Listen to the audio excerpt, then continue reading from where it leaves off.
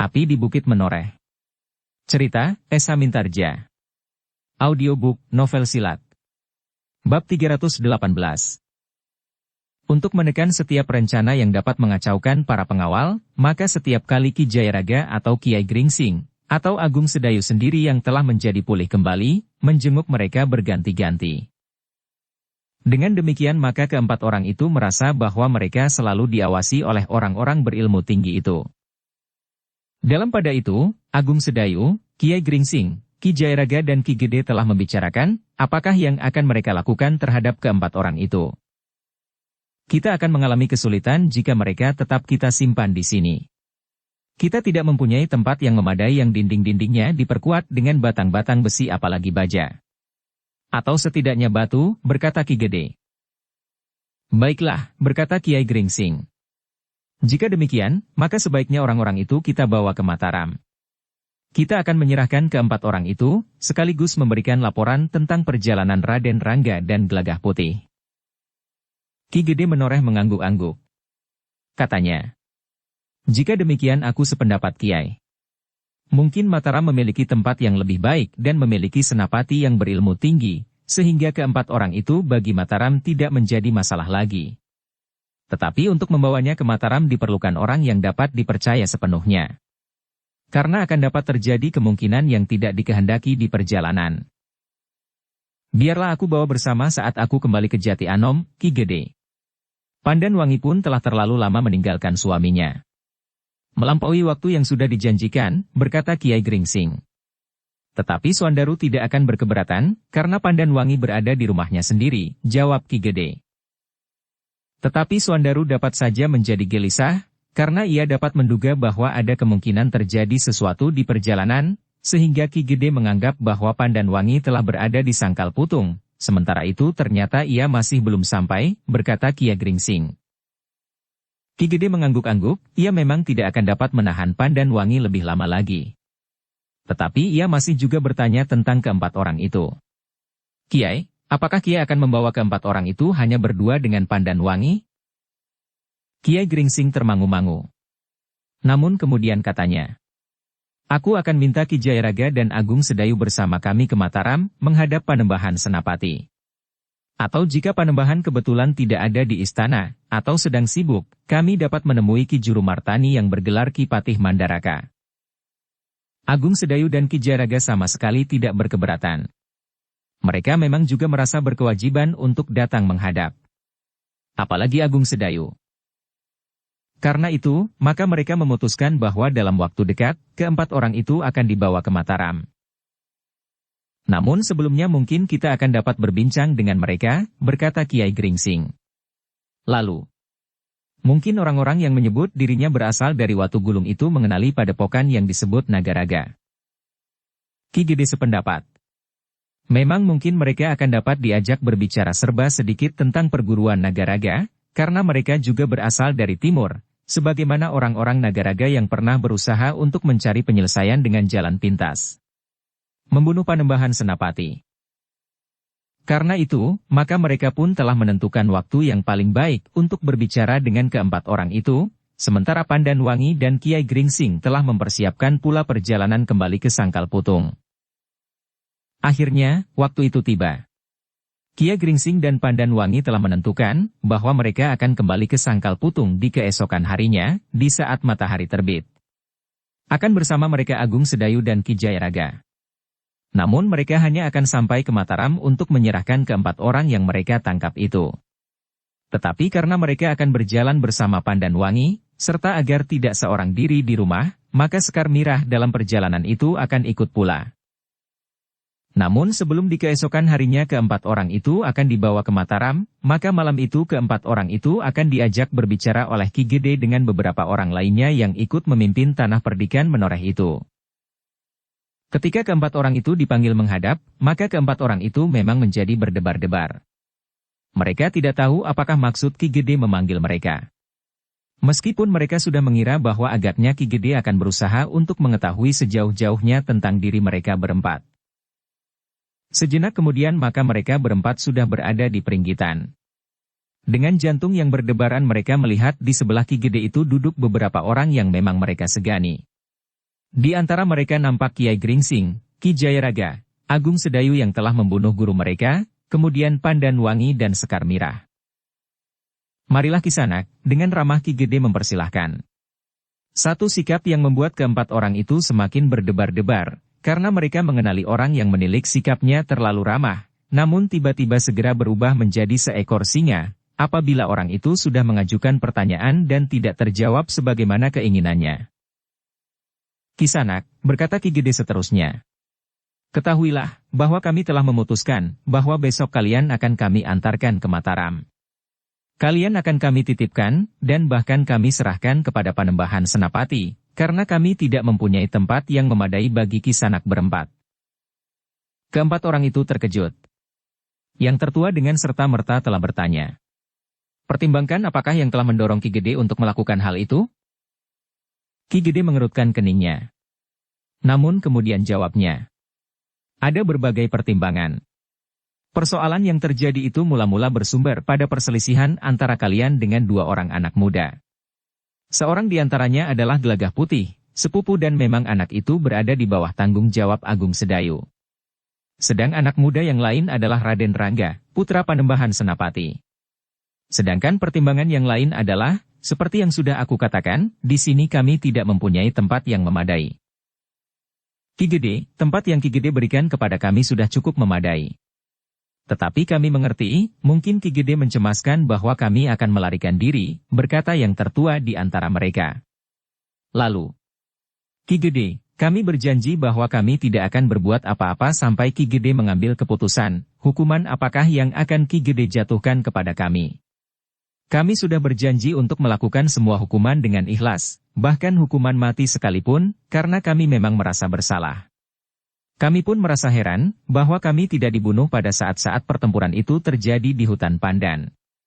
Dengan demikian kami merasa, bahwa kami memang jatuh ke tangan orang-orang yang memiliki kematangan jiwa. Karena itu, maka kami mohon agar kami tetap berada di sini sambil menunggu hukuman yang akan dijatuhkan kepada kami. Tidak Kisanak, berkata Ki Gede. Kami tidak akan menjatuhkan hukuman apapun. Semuanya terserah kepada Mataram. Tetapi agaknya Mataram pun tidak akan menjatuhkan hukuman yang semena-mena. Keempat orang itu memang menjadi semakin berdebar-debar. Tetapi Ki Gede berkata selanjutnya. Tetapi yakinkanlah diri kalian, bahwa Panembahan Senapati akan bertindak adil. Apalagi kalian tidak mencederai putranya yang bernama Raden Rangga itu. Murid-murid Ki Ajar itu hanya dapat menundukkan kepalanya. Mereka agaknya memang tidak akan dapat mengusulkan sikap apapun yang pantas diperlakukan atas mereka sendiri. Namun dalam pada itu, Ki Gede pun kemudian berkata, tetapi Kisanak, sebelum kami besok mengantar kalian ke Mataram, kami ingin sedikit mendapat beberapa penjelasan tentang sesuatu yang mungkin Kisanak ketahui. Murid-murid Ki Ajar itu menarik nafas dalam-dalam. Itulah yang mereka cemaskan. Pertanyaan-pertanyaan tentu mengandung kemungkinan-kemungkinan yang dapat menyulitkan kedudukan mereka di antara orang-orang yang berilmu tinggi itu. Kisanak, berkata Ki Gede pula. Aku mohon kalian dapat memberikan penjelasan kepada kami. Sebenarnya lah ada yang ingin kami ketahui tentang daerah sebelah timur yang agak buram itu untuk mendapatkan gambaran yang lebih jelas. Keempat orang itu justru menarik nafas dalam-dalam. Namun mereka memang merasa bahwa mereka tidak akan dapat ingkar dari persoalan itu. Memang terbersit juga perasaan kecewa dan menyesal, bahwa mereka telah menelusuri kematian seorang saudara seperguruannya, sehingga akhirnya mereka justru terjebak dalam persoalan yang rumit itu. Tetapi semuanya sudah terlanjur. Dan mereka berempat sudah berada di dalam tahanan orang-orang Tanah Perdikan Menoreh. Segala macam ilmu mereka yang dianggap sudah cukup memadai itu, ternyata tidak banyak berarti di Tanah Perdikan Menoreh, yang dianggapnya semula tidak lebih dari padukuhan-padukuhan dan padesan pada umumnya, meskipun dalam kedudukan Tanah Perdikan. Namun ternyata di Tanah Perdikan itu terdapat orang-orang aneh yang tidak pernah dibayangkannya sebelumnya. Kisanak, suara Ki Gede tetap lunak, namun terasa menggetarkan jantung keempat orang itu. Ki Gede yang tidak turun ke medan itu tentu juga orang yang pilih tanding. Pandan Wangi adalah muridnya, sekaligus satu-satunya anaknya. Yang ingin kami tanyakan, kegiatan apakah yang sedang kalian lakukan selama ini? Apa pula yang telah terjadi sehingga Gelagah Putih dan Raden Rangga telah membunuh seorang di antara kalian? Murid Ki Ajar yang terlibat langsung dalam pertentangan dengan Raden Rangga dan Gelagah Putih itu menjadi semakin berdebar-debar. Namun agaknya saudaranya yang tertualah yang menjawab. Ki Gede, persoalan itu timbul di sebuah padukuhan. Agaknya memang bukan tanpa sebab. Raden Rangga dan Gelagah Putih adalah anak-anak muda, sementara saudara seperguruan kami adalah mereka yang masih pada tataran tengahan, yang nampaknya masih selalu ingin menunjukkan kelebihannya. Itulah agaknya yang telah mendorong mereka berbenturan. Sehingga akhirnya seorang di antara saudara kami itu terbunuh. Ki Gede termangu-mangu. Sementara itu, salah seorang murid Ki Ajar yang terlibat langsung itu masih saja berdebar-debar. Tetapi tentu saja tidak akan dapat mengatakan bahwa kedatangan kedua orang murid di padukuhan itu, dan kemudian seharusnya di beberapa padukuhan lain, adalah dalam rangka mempersiapkan jalur jalan dan persediaan yang harus dikumpulkan menjelang perjalanan pasukan dari timur. Termasuk daerah subur yang mempunyai persediaan makanan, karena diperhitungkan bahwa untuk menjatuhkan Mataram sudah tentu tidak akan dapat dilakukan dalam 1-2 hari atau 1-2 pekan. Sehingga diperlukan bahan makan yang cukup banyak bagi prajurit yang tidak terhitung jumlahnya. Itukah yang terjadi? Suara Ki Gede terasa semakin berat menekan perasaan mereka. Keempat orang itu memang menjadi semakin gelisah. Memang Ki Gede nampaknya tidak berbuat kasar. Tetapi rasa-rasanya sesuatu memang dapat terjadi atas mereka. Namun akhirnya Ki Gede itulah yang bertanya lagi. Kisanak. Menurut pengamatanku, kalian sudah bukan anak-anak lagi sebagaimana Raden Rangga dan Gelagah Putih. Namun dalam pada itu, aku pun yakin bahwa bukan Gelagah Putih dan Raden Rangga yang mendahului membuat persoalan, karena aku kenal betul dengan mereka. Nah, coba sebutkan apa yang sebenarnya terjadi, dan kenapa Ki Ajar, guru kalian, telah memaksa diri untuk membela muridnya itu. Yang tertua di antara keempat murid Ki Ajar itu mencoba untuk menjawab. Ki Gede. Jika kami ikut campur dalam pertikaian ini, adalah semata-mata karena harga diri dari perguruan kami, yang kemudian kami sadari agak berlebihan. Namun bagaimanapun juga kami menyesal, namun semuanya itu memang tidak akan ada artinya lagi. Ki Gede mengangguk-angguk. Tetapi keempat orang itu menyadari bahwa jawaban itu sama sekali tidak memberikan kepuasan kepada pemimpin tanah perdikan menoreh itu. Sementara itu Kiai Gringsing pun telah bertanya. Kisanak. Bagaimana hubungan antara peristiwa yang terjadi itu dengan rencana kalian? Apakah benar kalian hanya ingin bertemu dengan Gelagah Putih dan menyelesaikan persoalan yang terjadi itu dengan Gelagah Putih saja? Jika kami dapat bertemu dengan Gelagah Putih, maka persoalan kami memang akan terbatas, jawab murid tertua Ki Ajar. Tetapi kalian tahu bahwa Ki Ajar, guru kalian, telah ikut campur. Mungkin karena harga diri atau dengan alasan apapun.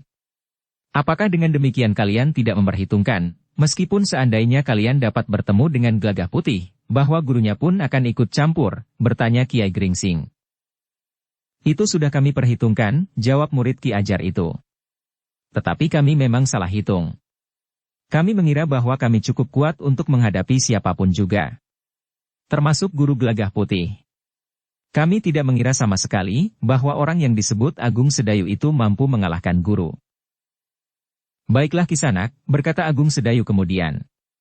Kami tidak akan terlalu banyak mendesak tentang diri kalian, perguruan kalian atau persoalan kalian. Tetapi kami minta kalian bersedia sedikit berbicara tentang sebuah perguruan lain. Bukan Watu Gulung. Keempat orang itu menjadi berdebar-debar. Apalagi mereka menyadari bahwa mereka akan dibawa ke Mataram. Persoalan yang sama tentu akan dipersoalkan lagi. Dalam pada itu, Agung Sedayu berkata selanjutnya. Kisanak. Sebenarnya yang ingin kami ketahui adalah perguruan Nagaraga. Kami dapat menghubungkan langkah yang kalian ambil dengan langkah yang diambil oleh orang-orang dari perguruan Nagaraga. Karena itu, kami ingin penjelasan kalian, apakah kalian memang mempunyai hubungan dengan perguruan itu atau tidak? Atau malahan kalian merupakan bagian dari perguruan itu? Watu Gulung sekedar kau sebut tanpa arti sama sekali? Keempat orang itu terkejut. Sejenak mereka saling berpandangan. Ketika murid tertua Ki Ajar itu memandang wajah Agung Sedayu, nampaknya wajah itu bersungguh-sungguh. Ketika mereka memandang wajah-wajah yang lain, maka wajah-wajah itu pun nampak bersungguh-sungguh pula. Dengan nada berat murid tertua Ki Ajar itu bertanya, "Apa persoalan antara tanah perdikan ini dengan perguruan Nagaraga?" "Apapun," jawab Agung Sedayu. "Tetapi apakah benar kalian memang orang-orang Nagaraga?" Tetapi rasa-rasanya sesuatu memang dapat terjadi atas mereka. Murid tertua itu menggeleng sambil menjawab, "Bukan. Kami bukan orang Nagaraga." Agung Sedayu menarik nafas dalam-dalam. Orang-orang itu memang tidak mengenakan ciri orang-orang Nagaraga. Mereka tidak memakai ikat pinggang sebagaimana dipakai oleh orang-orang Nagaraga yang terbunuh oleh Raden Rangga dan Gelagah Putih pada saat mereka berusaha mengakhiri nyawa Panembahan Senapati. Meskipun demikian, Agung Sedayu tidak dapat memastikan bahwa mereka bukan orang-orang Nagaraga. Setiap orang dapat saja melepaskan ciri-ciri pada dirinya, jika mereka sampai pada satu saat untuk keselamatan dirinya atau sengaja mengadakan penyamaran. "Kisanak," berkata Agung Sedayu, "jika kalian bukan orang Nagaraga, maka tolong, katakan kepada kami sesuatu mengenai perguruan itu. Jika kalian berkata dengan jujur, maka kami tidak akan menelusuri perguruan kalian sendiri." Keempat murid Watu Gulung itu nampak menjadi bimbang.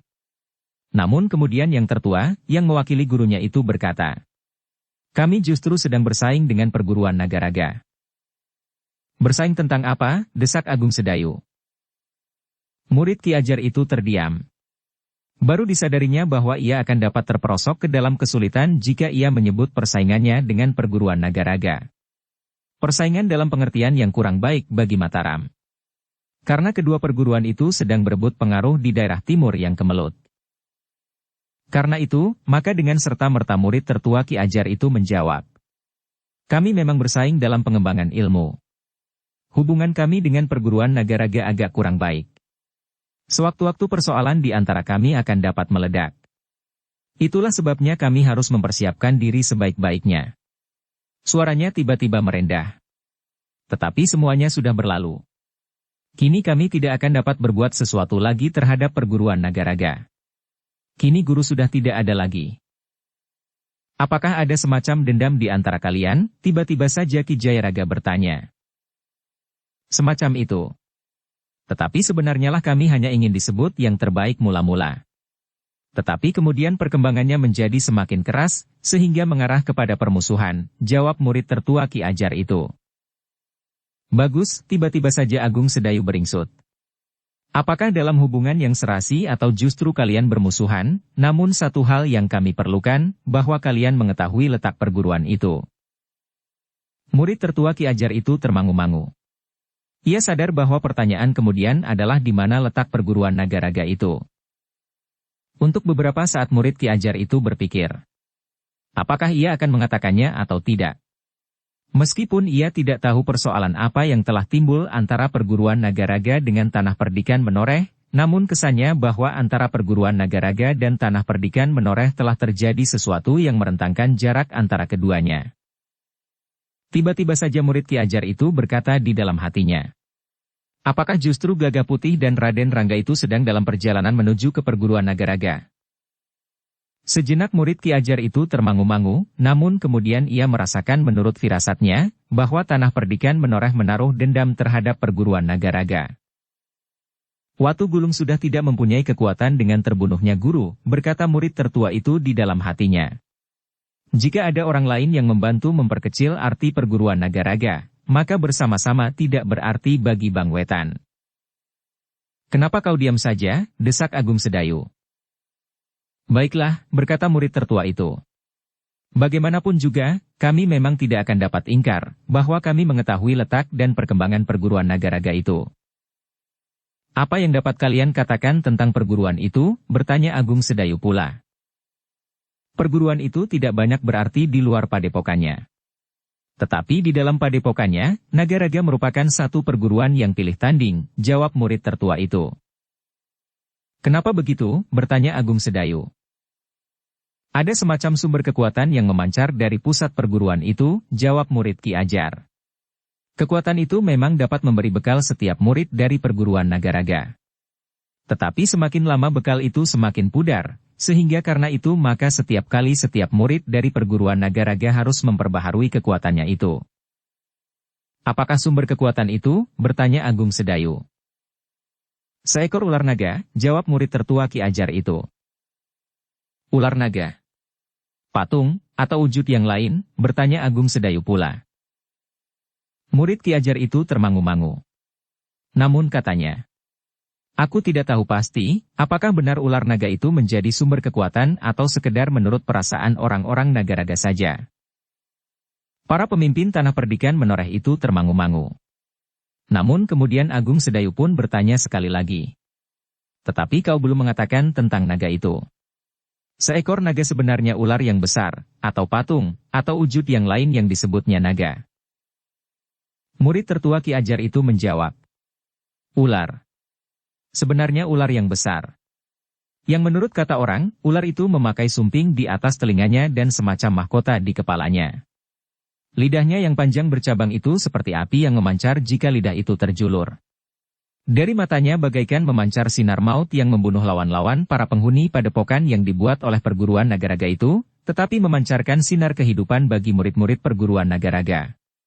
Seorang murid dari perguruan itu akan bertapa di depan goa yang menjadi sarang dari ular itu untuk mendapatkan bekal kekuatan, apabila hendak bertugas keluar. Kekuatan yang akan dapat melipatkan kekuatan dan kemampuan mereka yang sebenarnya. Namun hanya berlaku untuk waktu tertentu.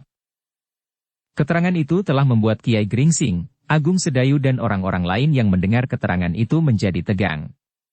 Dengan nada tinggi Agung Sedayu bertanya. Jadi, di padepokan orang-orang Nagaraga itu terdapat seekor ular yang besar. Ya. Ular yang dianggap sebagai dewa oleh orang-orang dari perguruan Nagaraga, jawab murid Ki Ajar itu. Dewa? Jadi masih saja ada orang yang menyembah ular sebagai dewa, desis Ki Gede. Itulah yang dilakukan oleh orang-orang Nagaraga sejauh kami ketahui, jawab orang itu. Agung Sedayu mengangguk-angguk.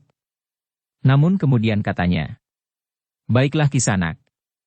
Tetapi kami ingin mengetahui di manakah letak padepokan dari perguruan Nagaraga itu?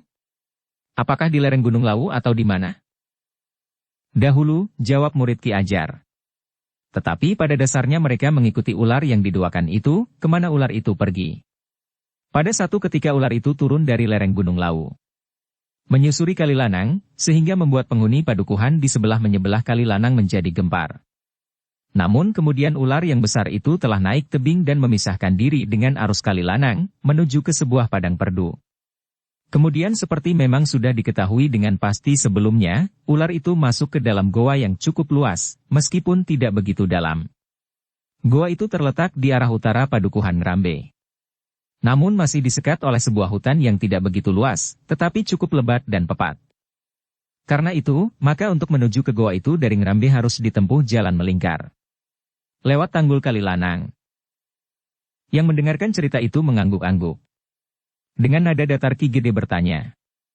Apakah kau sudah pernah melihat tempat itu? Belum pernah terlalu dekat. Tetapi aku telah mengetahui arah padepokan itu. Bagi orang-orang di sekitarnya, padepokan itu bukan merupakan tempat yang dirahasiakan. Tetapi gua itu kemudian berada di dalam padepokan, dilingkari oleh barak-barak yang memang tidak terlalu banyak dan berjarak agak jauh, sehingga padepokan itu merupakan padepokan yang luas. Di sekitar goa itu terdapat kebun dan pategalan. Kemudian di dalam padepokan itu juga terdapat peternakan.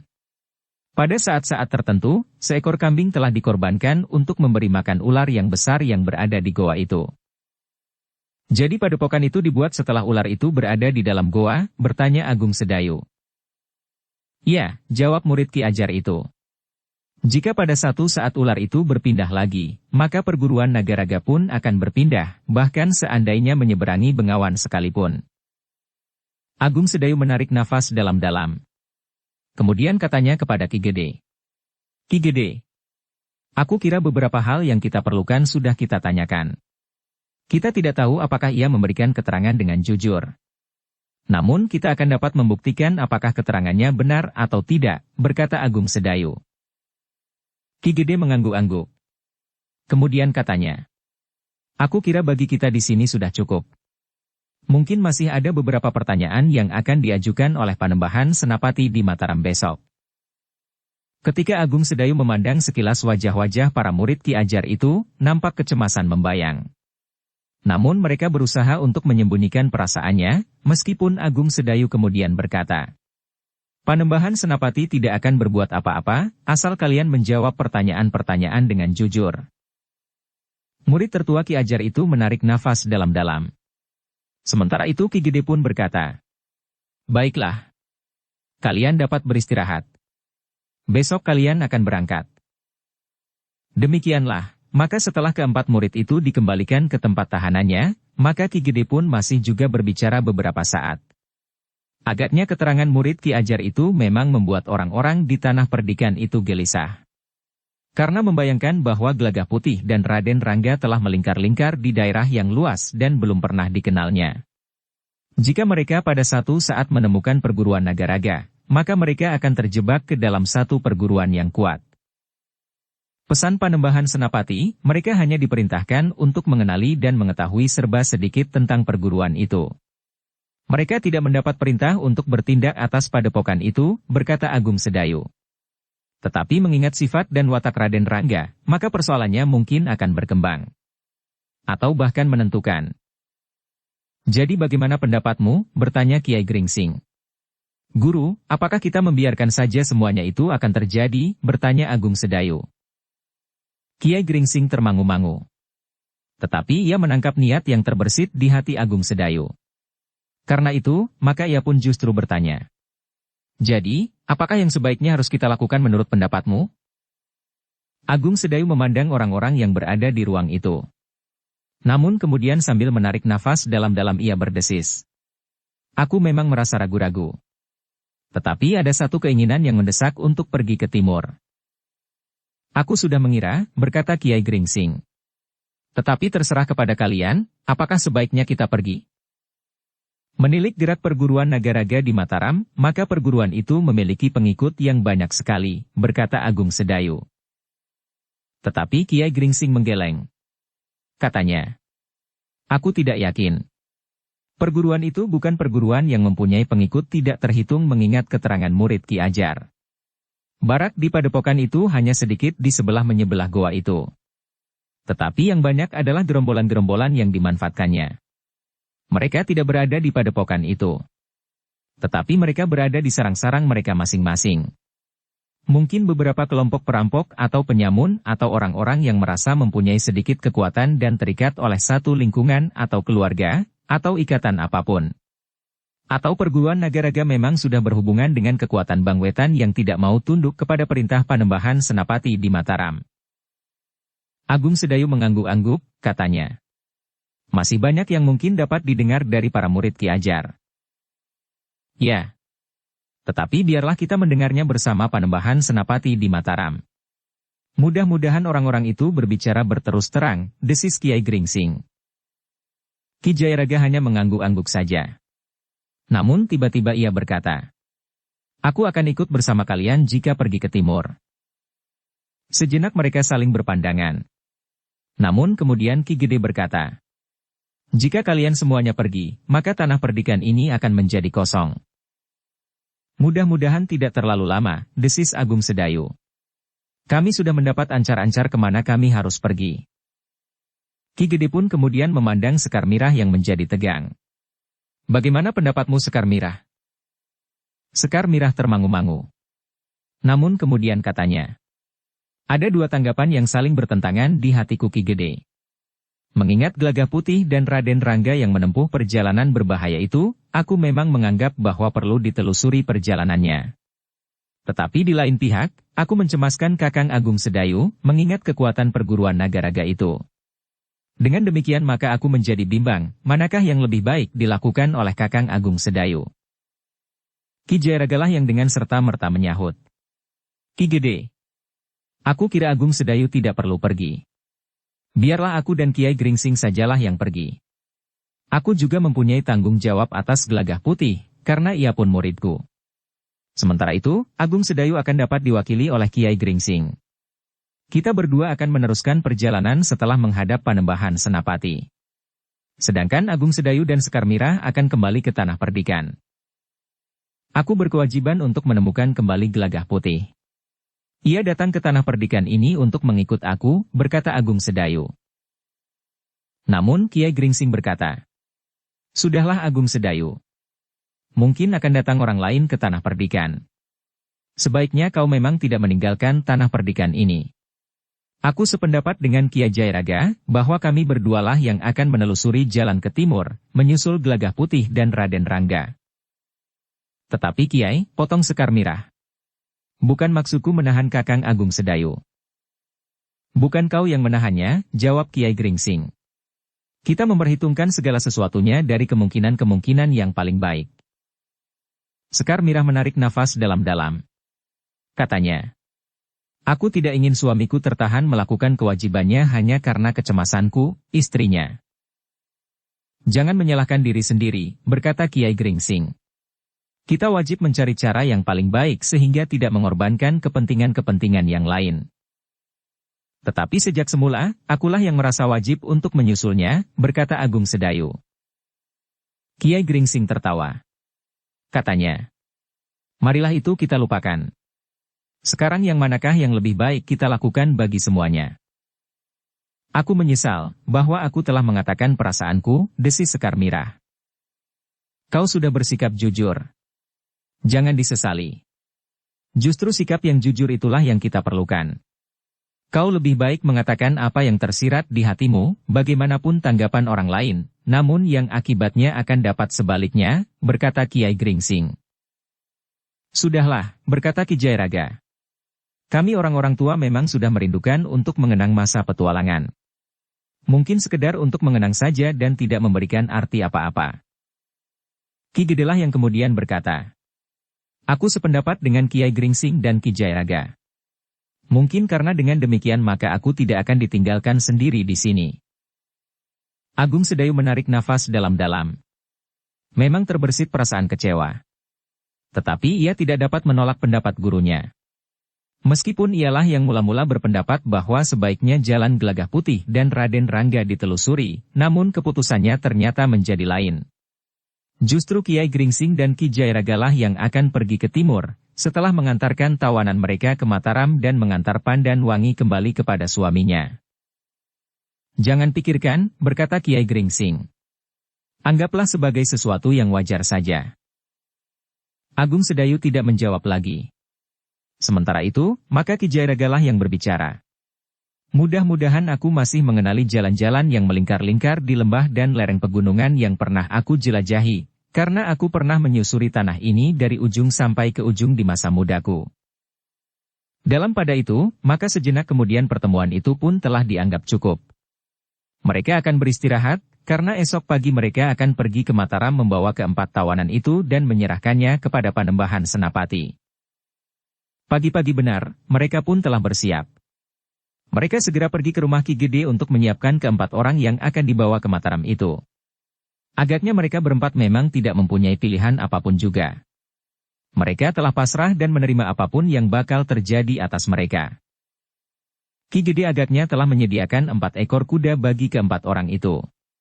4 ekor kuda yang kemudian tidak perlu dibawa kembali oleh Agung Sedayu dan Sekar Mirah, karena 4 ekor kuda itu akan dititipkan saja di Mataram, sampai saatnya sempat diambil kembali. Agaknya para pekatik di Mataram tidak akan berkeberatan untuk menambah beban tugas mereka dengan 4 ekor kuda itu. Ketika matahari terbit, maka keempat orang itu pun telah disiapkan pula. Ki Gede masih memberikan beberapa pesan pendek. Namun kepada Pandan Wangi, Ki Gede nampaknya telah memberikan beberapa pesan khusus. "Sering-seringlah datang kemari," berkata Ki Gede kepada Pandan Wangi. "Aku menjadi semakin tua. Tenagaku tentu sudah susut." "Ya ayah," jawab Pandan Wangi. "Aku akan mengatakannya kepada Kakang Suandaru. Aku harap Kakang Suandaru pun dapat menyempatkan diri untuk sering datang." Ki Gede mengangguk-angguk. Tetapi tatapan matanya menjadi redup. Bagaimanapun juga, terasa dadanya bergetar melihat Pandan Wangi siap meninggalkannya. Sejenak kemudian, maka iring-iringan itu pun berangkat. Kiai Gringsing dan Ki Jayaraga telah minta diri untuk bukan saja ke Mataram atau Jati Anom, tetapi mereka akan meneruskan perjalanan ke timur. Perjalanan ke Mataram bukan perjalanan yang panjang. Namun memang agak menarik perhatian, bahwa sebuah iring-iringan kecil menyusuri jalan di tengah-tengah bulak tanah perdikan menoreh dan menyusup di tengah tangan padukuhan-padukuhan. Namun orang-orang berkuda itu telah dikenal dengan baik oleh orang-orang tanah perdikan menoreh, karena mereka terdiri dari Pandan Wangi, Agung Sedayu, Kiai Gringsing dan Ki Jayaraga. Sedangkan 4 orang yang bersama mereka pun, telah mereka dengar pula persoalannya. Tetapi ketika mereka menyeberangi Kali Praga, maka mereka benar-benar menjadi pusat perhatian. Beberapa orang memandangi saja mereka, bahkan dengan curiga. Kiai Gringsing yang menyadari bahwa mereka telah menjadi pusat perhatian orang-orang yang akan menyeberang, dalam satu kesempatan berkata kepada orang yang berdiri tidak jauh daripadanya ketika mereka akan naik ke atas rakit tanpa ditanya. "Kisanak, kami dalam perjalanan untuk menjemput pengantin. Cucuku akan kawin beberapa hari yang akan datang. Pengantin perempuannya adalah orang tanah perdikan menoreh. Sepekan sebelum perkawinan cucuku akan tinggal di rumah pengantin perempuan." Orang itu mengangguk-angguk. Desisnya. "Sebentar lagi Kisanak akan mendapat cicit." Kiai Gringsing tertawa. Jawabnya. "Semoga." Ternyata perhitungan Kiai Gringsing benar. Orang itu pun telah mengatakannya pula kepada seseorang di sebelahnya. Kemudian menjalar kepada orang lain, sehingga akhirnya banyak orang yang mendengar pengakuan Kiai Gringsing itu. Dengan demikian, maka mereka tidak lagi mencurigai iring-iringan kecil itu. Namun ketika mereka naik ke atas rakit, maka 9 orang bersama kudanya itu hampir memenuhi 2 buah rakit yang sedang, sehingga orang lain harus menunggu rakit yang lain pula. Demikianlah, perjalanan mereka menuju ke Mataram tidak mengalami hambatan. Mereka langsung memasuki pintu gerbang kota. Namun ternyata mereka telah menarik perhatian petugas yang ada di pintu gerbang, sehingga mereka harus menjawab beberapa pertanyaan. "Kami akan menghadap Panembahan," berkata Kiai Gringsing.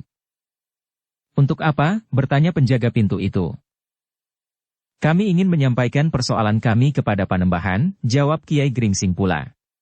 "Sekedar kelanjutan persoalan yang pernah kami bicarakan sebelumnya dengan Panembahan." Penjaga itu termangu-mangu. Namun mereka pun kemudian diisyaratkan untuk berjalan terus memasuki kota raja. Namun demikian Kiai Gringsing pun menyadari bahwa di gerbang istana pun mereka harus menjawab beberapa pertanyaan pula, sehingga mungkin mereka memerlukan waktu yang panjang untuk mendapat kesempatan menghadap. Untunglah bahwa Agung Sedayu dan Kiai Gringsing sudah sering menghadap Panembahan Senapati, dan mengenal beberapa orang perwira dalam tugas-tugas keprajuritan. Karena itu, maka ternyata bahwa mereka tidak terlalu banyak mendapat hambatan. Ketika iring-iringan kecil itu dipersilahkan menunggu sebelum mereka mendapat kesempatan menghadap, maka Agung Sedayu secara kebetulan telah bertemu dengan seorang perwira yang pernah dikenalnya sebelumnya. Perwira itu tahu pasti peranan Agung Sedayu dalam banyak hal. Bahkan perwira itu pun tahu bahwa Agung Sedayu merupakan orang yang dekat dengan Panembahan Senapati pada masa-masa perantauan dan pengembaraannya, sebelum Panembahan Senapati itu membuka alas Mentaok. Lewat perwira itu, maka permohonan Agung Sedayu untuk menghadap ternyata lebih cepat disampaikan kepada para perwira yang bertugas di dalam istana, dan menyampaikannya kepada Panembahan Senapati. "Siapa?" bertanya Panembahan Senapati. "Agung Sedayu dari Tanah Perdikan Menoreh," jawab perwira yang menyampaikan permohonan menghadap. Panembahan Senapati mengangguk-angguk. Ia sadar bahwa jika tidak ada yang penting, maka Agung Sedayu tidak akan datang kepadanya. Apalagi ketika tiba-tiba saja Panembahan Senapati teringat bahwa sepupu Agung Sedayu yang bernama Gelagah Putih telah pergi ke timur bersama dengan putra Panembahan Senapati yang kadang-kadang telah membuatnya gelisah itu. Karena itu, maka perhatian Panembahan Senapati pun segera tertuju kepada Agung Sedayu. "Baiklah. Biarlah mereka menghadap," berkata Panembahan Senapati, yang ternyata telah memberikan waktu khusus bagi iring-iringan dari Tanah Perdikan Menoreh itu. Demikianlah, sejenak kemudian maka iring-iringan dari Tanah Perdikan itu pun telah menghadap. Agung Sedayu pun segera mohon maaf, bahwa mereka datang bersama sekelompok orang yang mungkin terasa terlalu banyak. "Bangsal ini cukup besar untuk menerima kalian," jawab Panembahan Senapati sambil tersenyum. Setelah setiap orang menyampaikan hormatnya dengan sembah ke hadapan Panembahan Senapati, maka mereka pun telah terlibat ke dalam pembicaraan yang bersungguh-sungguh. Dengan jelas tetapi singkat, Agung Sedayu menerangkan maksud kedatangan mereka bersama keempat orang itu. Panembahan Senapati ternyata menaruh perhatian yang sangat besar terhadap mereka. Juga tentang pertempuran yang terjadi antara murid-murid Ki Ajar itu dengan Raden Rangga dan Gelagah Putih. Agung Sedayu pun menceritakan pula bahwa orang-orang itu telah menunjukkan letak padepokan dari perguruan Nagaraga. Perguruan yang pernah mengirimkan orang-orangnya ke Mataram. Menarik sekali, berkata Panembahan Senapati. Jika demikian, maka kita serba sedikit telah mendapat gambaran tentang perguruan itu. Agung Sedayu pun kemudian mempersilahkan murid tertua Ki Ajar untuk menceritakan kembali pengenalannya tentang padepokan itu.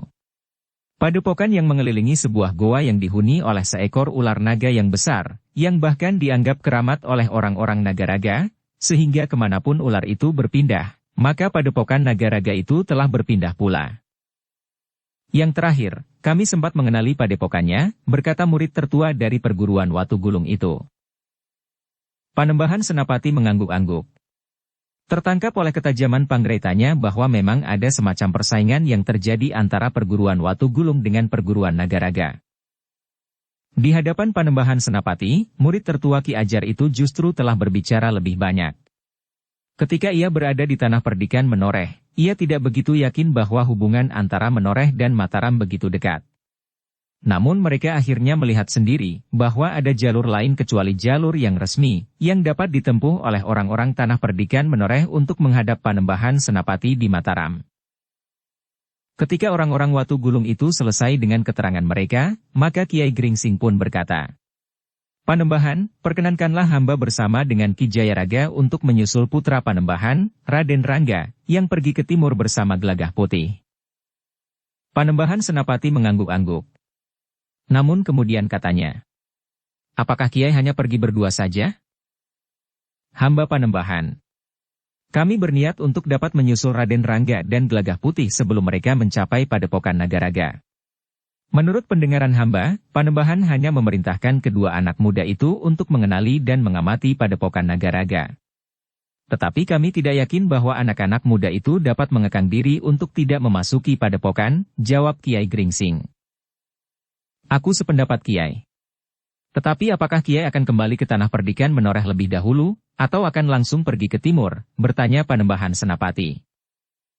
Hamba akan mengantar Pandan Wangi lebih dahulu kembali kepada suaminya setelah menengok ayahnya di tanah perdikan. Kemudian hamba akan terus berjalan ke timur bersama Ki Jayaraga, jawab Kiai Gringsing. Panembahan Senapati mengangguk-angguk. Katanya, jika demikian, kita perlu berbicara. Kiai Gringsing menyadari bahwa Panembahan ingin berbincang tanpa didengar oleh keempat orang tawanan itu. Karena itu, maka Kiai Gringsing pun kemudian berkata, Panembahan, selain segala keterangan yang pernah hamba sampaikan, serta disampaikan oleh Agung Sedayu atau oleh salah seorang di antara kami, maka kedatangan kami menghadap adalah untuk menyerahkan keempat orang ini. Mungkin pada kesempatan lain, keempat orang ini masih diperlukan keterangannya. Orang-orang ini tidak dapat disimpan di tanah perdikan Menoreh, karena di tanah perdikan tidak terdapat tempat yang memadai serta orang yang cukup berilmu untuk menjaga mereka, karena sebenarnya lah keempat orang ini berilmu tinggi. Panembahan Senapati mengangguk-angguk. Ia mengerti bahwa Kiai Gringsing tanggap akan maksudnya. Karena itu, maka katanya kemudian sambil memandang keempat orang itu berganti-ganti. Kisanak. Kami akan mempersilahkan Kisanak untuk beristirahat. Tetapi kami mempunyai permintaan. Kalian jangan melakukan sesuatu yang dapat menyulitkan kalian sendiri. Hamba Panembahan, jawab orang itu. Hamba sudah pasrah. Sepeninggal guru hamba, maka rasa-rasanya tidak ada yang pantas hamba kerjakan dengan perguruan hamba. Memang masih ada beberapa pengikut di padepokan Watu Gulung. Tetapi semuanya itu tidak berarti, karena mereka tidak lebih dari pekerja-pekerja di ladang dan pategalan, meskipun dalam keadaan tertentu mereka mampu juga bertempur. Namun tidak lebih dari anak-anak yang sedang bermain-main dengan pedang. Apabila mereka mendengar kegagalan kami di Mataram, maka mereka tidak akan berarti apa-apa lagi. Baiklah, berkata Panembahan Senapati, yang kemudian memanggil seorang perwira prajurit yang bertugas di luar bangsal itu. Kepada perwira itu Panembahan Senapati telah memerintahkan untuk membawa keempat orang itu dengan pengawasan yang baik, karena keempat orang itu memiliki ilmu yang tinggi. Demikianlah, para perwira yang bertugas pun segera berkumpul. Mereka telah membawa keempat orang itu ke sebuah bangunan yang kokoh.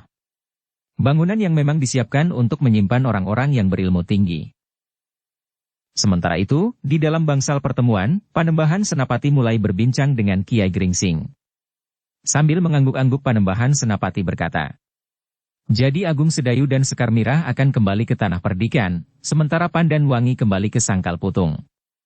Hanya Kiai Gringsing dan Ki Jayaraga saja yang akan meneruskan perjalanan ke timur." "Hamba Panembahan," jawab Kiai Gringsing. "Selain menelusuri jejak Gelagah Putih dan Raden Rangga, ada semacam kerinduan untuk mengalami kembali masa-masa pengembaraan ketika kami masih muda."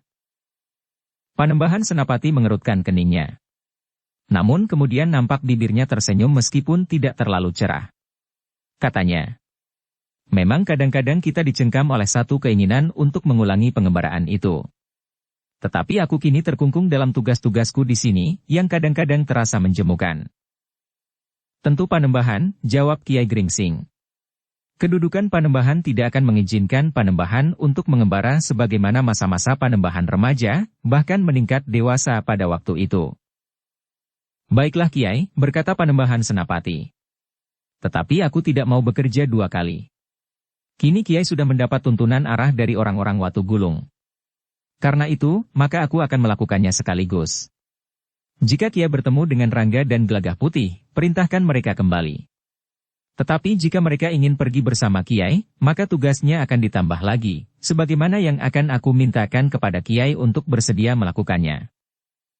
Kiai Gringsing mengerutkan keningnya. Tetapi ia menunggu Panembahan Senapati melanjutkan kata-katanya. "Kiai, aku minta Kiai untuk pergi bersama sekelompok kecil prajurit pilihan. Seperti yang aku katakan, sebagaimana mereka ingin menghancurkan Mataram, maka padepokan itu pun harus dihancurkan. Kiai mendapat tugas untuk menangkap dan membawa pemimpin padepokan itu kepadaku. Itulah sebabnya, aku memerintahkan Rangga dan Gelagah Putih bersama dengan Kiai dalam tugas ini. Dari orang-orang Watu Gulung yang dapat kalian tangkap, kita akan dapat menduga seberapa besar kekuatan mereka. Kemudian, kita tentukan berapa orang perwira pilihan yang akan berangkat mengikuti Kiai, dengan cara yang akan kami serahkan sepenuhnya kepada kalian yang akan pergi." Kiai Gringsing menarik nafas dalam-dalam. Sambil memandang kepada Ki Jayaraga ia berdesis, "Apa katamu?" Ki Jayaraga itu pun mengangguk-angguk. Namun kemudian katanya, "Hamba tidak akan ingkar untuk menjalankan segala titah Panembahan. Jika Panembahan menghendaki, maka itu adalah tugas kami." "Terima kasih," sahut Panembahan Senapati. "Hari ini kalian akan tinggal di Mataram, besok atau lusa kalian akan berangkat." Namun dalam pada itu, Agung Sedayu pun menyembah. "Ampun Panembahan. Mungkin Guru dan Ki Jayaraga akan dapat tinggal sampai besok atau lusa bersama Pandan Wangi, sebelum Pandan Wangi kembali kepada suaminya. Tetapi jika diperkenankan, maka biarlah hamba berdua mohon diri hari ini." "Kenapa kau tidak menunggu sampai besok?" bertanya Panembahan Senapati. "Mungkin sesuatu masih dapat terjadi di Tanah Perdikan. Sementara Tanah Perdikan kini menjadi kosong," jawab Agung Sedayu. Panembahan Senapati mengangguk-angguk. Namun katanya, "Tetapi tidak sekarang. Kalian akan tinggal di sini sampai sore nanti." Agung Sedayu tidak menolak. Karena itu, maka bersama Sekar Mirah mereka akan berada di Mataram sehari itu. Di sore hari Agung Sedayu dan Sekar Mirah kembali ke Tanah Perdikan, setelah mereka sempat berbincang tentang rencana untuk menelusur ke timur. Ternyata Panembahan Senapati teringat pula kepada seorang senapati yang berada di bawah perintah Untara di Jati Anom. Panembahan Senapati tidak menunjuk Untara sendiri, karena Untara memiliki kemampuan tempur dalam perang yang sulit dicari bandingnya. Sedangkan yang diperlukan untuk memasuki padepokan itu adalah mereka yang memiliki bekal untuk bertempur secara pribadi seorang demi seorang. Karena itu, maka Panembahan Senapati telah memerintahkan untuk membawa Sabung Sari dalam tugas yang gawat itu. Betapa kecewanya Agung Sedayu, dan bahkan Sekar Mirah merasa bahwa ia telah menghambat tugas yang ingin dilakukan Agung Sedayu. Namun Kiai Gringsing dan Ki Jayaraga sebagaimana Panembahan Senapati, telah ikut menentukan, kenapa Agung Sedayu dan Sekar Mirah sebaiknya tetap berada di Tanah Perdikan. Ketika Agung Sedayu dan Sekar Mirah berada di atas rakit yang membawa mereka menyeberangi Kali Praga, maka Sekar Mirah pun berdesis. Maafkan aku Kakang. Mungkin pernyataanku telah menahan Kakang untuk tidak dapat ikut bersama Kiai Gringsing dan Ki Jayaraga. Sudahlah Mirah, berkata Agung Sedayu. Tugas kita kemudian adalah berdoa semoga Yang Maha Besar selalu melindungi mereka yang akan berangkat menunaikan tugas berat itu. Juga selalu melindungi Gelagah Putih dan Raden Rangga. Aku kira Kiai Gringsing dan Ki Jayaraga benar, mungkin ada juga tugas penting yang akan kita lakukan di Tanah Perdikan. Sekar Mirah mengangguk-angguk kecil. Tetapi ia tidak mengatakan sesuatu. Dalam pada itu, maka malam itu Kiai Gringsing dan Ki Jayaraga bersama Pandan Wangi bermalam semalam di Mataram, sementara Panembahan Senapati menyiapkan orang-orang yang dianggapnya terbaik untuk melakukan tugas itu. Panembahan Senapati akan mempergunakan orang yang tidak terlalu banyak, namun dapat menyelesaikan tugas dengan baik. Sementara itu, ketika mereka sekali lagi berbicara dengan tawanannya, maka Panembahan Senapati mendapat gambaran, seperti para murid Ki Ajar Laksana dari Watu Gulung, maka beberapa orang putut dari perguruan Nagaraga telah memiliki ilmu yang tinggi pula. Ditambah dengan kepercayaan mereka, bahwa ular naga yang ada di dalam goa di tengah-tengah padepokan mereka itu mampu memberikan kekuatan kepada seisi padepokan itu. Seandainya hal itu sekedar kepercayaan mereka saja, namun dengan kepercayaan itu, maka kemampuan mereka seakan-akan memang benar-benar bertambah, karena dorongan kepercayaan mereka yang kuat dan bulat, berkata Panembahan Senapati. Karena itu, setiap orang yang ikut di dalam tugas ini harus menyadarinya dan bersedia untuk menanggung akibat yang paling parah. Dengan demikian, maka kau akan memberi kesempatan kepada mereka yang berkeberatan untuk pergi. Sementara itu yang akan pergi harus mengimbangi dorongan kepercayaan itu dengan kepercayaan pula. Kepercayaan akan kemampuan diri sendiri. Dan lebih dari itu, kepercayaan bahwa mereka sedang menjalankan tugas kebenaran, sehingga mereka harus yakin dan percaya sepenuhnya bahwa mereka akan mendapat perlindungan dari Yang Maha Agung. Kiai Gringsing mengangguk-angguk. Sementara Ki Jayaraga merenungi kata-kata itu. Keduanya memang membayangkan satu medan yang sangat berat untuk dimasuki. Malam itu, Panembahan Senapati telah dapat menentukan siapa yang akan berangkat bersama Kiai Gringsing dan Ki Jayaraga. Tetapi mereka tidak perlu pergi bersama-sama dalam satu kelompok. Berdasarkan keterangan dari orang-orang Watu Gulung, maka mereka telah menentukan di mana mereka akan bertemu. Seperti orang-orang Nagaraga yang akan mengacaukan Mataram dari dalam dan langsung akan membunuh Panembahan Senapati itu pun telah datang ke Mataram dalam kelompok-kelompok kecil yang terdiri dari 2 atau 3 orang. Namun mereka telah menentukan tempat untuk berkumpul. Tetapi seperti keterangan orang-orang Watu Gulung, bahwa jumlah orang yang banyak itu justru bukan orang-orang Nagaraga sendiri. Mereka bekerja bersama dengan gerombolan-gerombolan yang dapat dipengaruhinya, atau diupahnya. Tetapi bukan berarti bahwa di padepokan Nagaraga tidak terdapat para pengikut yang sekaligus pekerja-pekerja di sawah dan ladang. Para cantrik itu akan dapat juga menjadi kekuatan yang berbahaya karena jumlah merekalah yang terbanyak. Malam itu juga segala sesuatunya telah diatur dan disepakati. Para prajurit yang terdiri semuanya dari para perwira pilihan dari beberapa tingkatan telah dipertemukan, kecuali Sabung Sari. Biarlah Sabung Sari nanti mendapat penjelasan dari Kiai Gringsing dan berjalan bersama Kiai Gringsing dan Ki Jayaraga, berkata Panembahan Senapati. Demikianlah, maka yang semalam itu dianggap telah cukup oleh Kiai Gringsing dan Ki Jayaraga. Karena itu, maka mereka tidak perlu menunggu lebih lama lagi. Di pagi harinya, maka Kiai Gringsing dan Ki Jayaraga pun telah mohon diri. Mereka masih harus singgah di Sangkal Putung dan bahkan ke Jati Anom. Pandan Wangi pun telah mohon diri pula. Ia sudah terlalu lama meninggalkan suaminya. Pagi itu semua orang yang akan melakukan tugas telah berangkat. Sebagian besar dari mereka memilih berjalan kaki. Tetapi Kiai Gringsing dan Ki Jayaraga telah berangkat berkuda bersama Pandan Wangi. Tetapi kuda mereka akan mereka tinggalkan di Jati Anom. Kedatangan Pandan Wangi di Sangkal Putung bersama Kiai Gringsing dan Ki Jayaraga disambut dengan gembira. Swandaru memang sudah menunggu-nunggu kedatangan istrinya. Bahkan ia mulai menjadi cemas bahwa telah terjadi sesuatu di perjalanan. Kau berada di tanah perdikan jauh melampaui waktu yang kau sebut sebelumnya, berkata Swandaru. Pandan Wangi mengangguk-angguk sambil menjawab. Aku mohon maaf Kakang. Seandainya tidak terjadi sesuatu di tanah perdikan, aku dan Kiai Gringsing agaknya tidak akan terlambat pulang. Swandaru mengerutkan keningnya. Sementara itu Pandan Wangi menceritakan apa yang telah terjadi di tanah perdikan Menoreh. Sebenarnya aku dapat menghindari keterlibatanku di tanah perdikan itu, berkata Pandan Wangi. Namun mungkin naluriku sebagai anak Ki Gede Menoreh telah mendorongku untuk mengikuti perkembangan dari persoalan yang terjadi itu. Swandaru mengangguk-angguk. Katanya. Aku mengerti.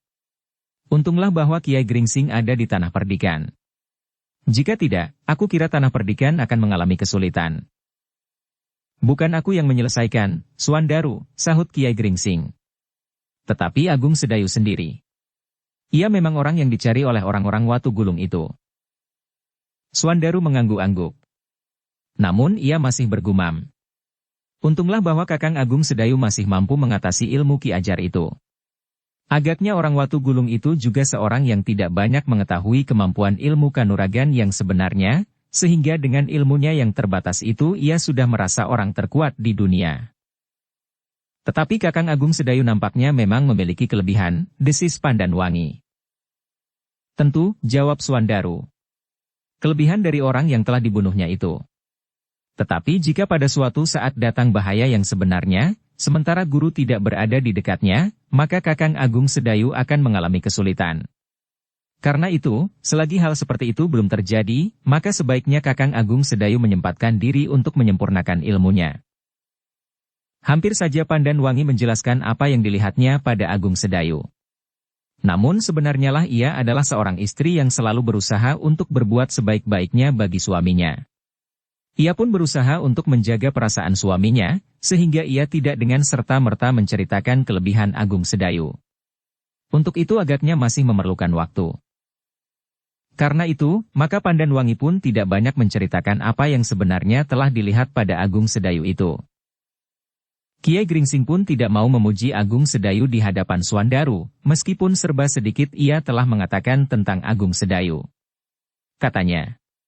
Tetapi agaknya Agung Sedayu telah berusaha. Setidak-tidaknya ada niatnya untuk berusaha. Asal jangan terlambat, sahut Swandaru. Biasanya jika saatnya sudah lewat, baru kita menyesal. Kiai Gringsing tersenyum. Katanya. Aku sudah berpesan seperti yang kau maksudkan itu. Mudah-mudahan ia bangkit dan berbuat sesuatu.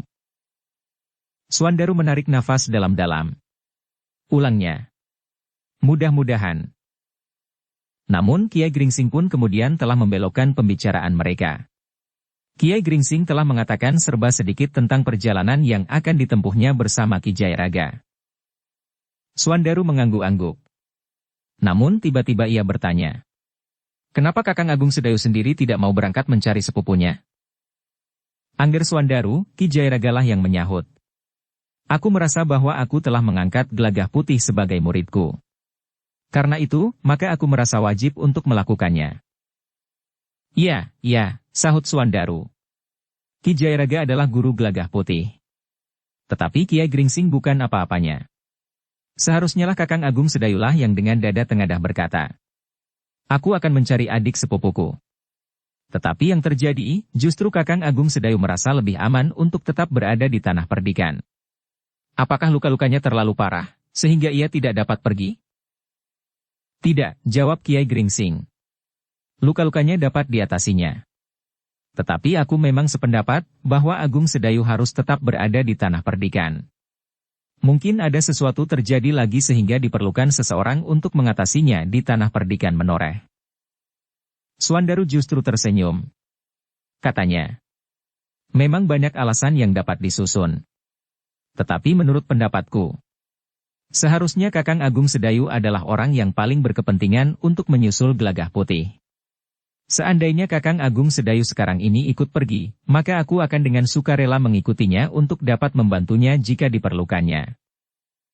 Kiai Gringsing menarik nafas dalam-dalam. Katanya, Memang ada niat Agung Sedayu untuk pergi, tapi kami, termasuk aku dan Ki Jayaraga serta Panembahan Senapati, menasehatkan agar ia tetap berada di tanah perdikan. Suandaru masih saja tersenyum sambil mengangguk-angguk. Dengan nada datar ia berkata, "Tetapi karena Kakang Agung Sedayu tidak pergi, maka sebaiknya aku pun tidak pergi." Kiai Gringsing dan Ki Jayaraga tidak menjawab lagi. Pandan Wangi yang merasakan sikap janggal suaminya itu pun menahan diri untuk tidak mencelanya, karena ia memahami sifat Suandaru. Dalam pada itu, ternyata Kiai Gringsing dan Ki Jayaraga tidak terlalu lama singgah di Sangkal Putung. Mereka harus pergi ke Jati Anom untuk menemui Untara, menyampaikan perintah agar Sabung Sari ikut dalam perjalanan ke timur itu. Ki Demang memang berusaha menahannya agar mereka bermalam saja semalam di Sangkal Putung.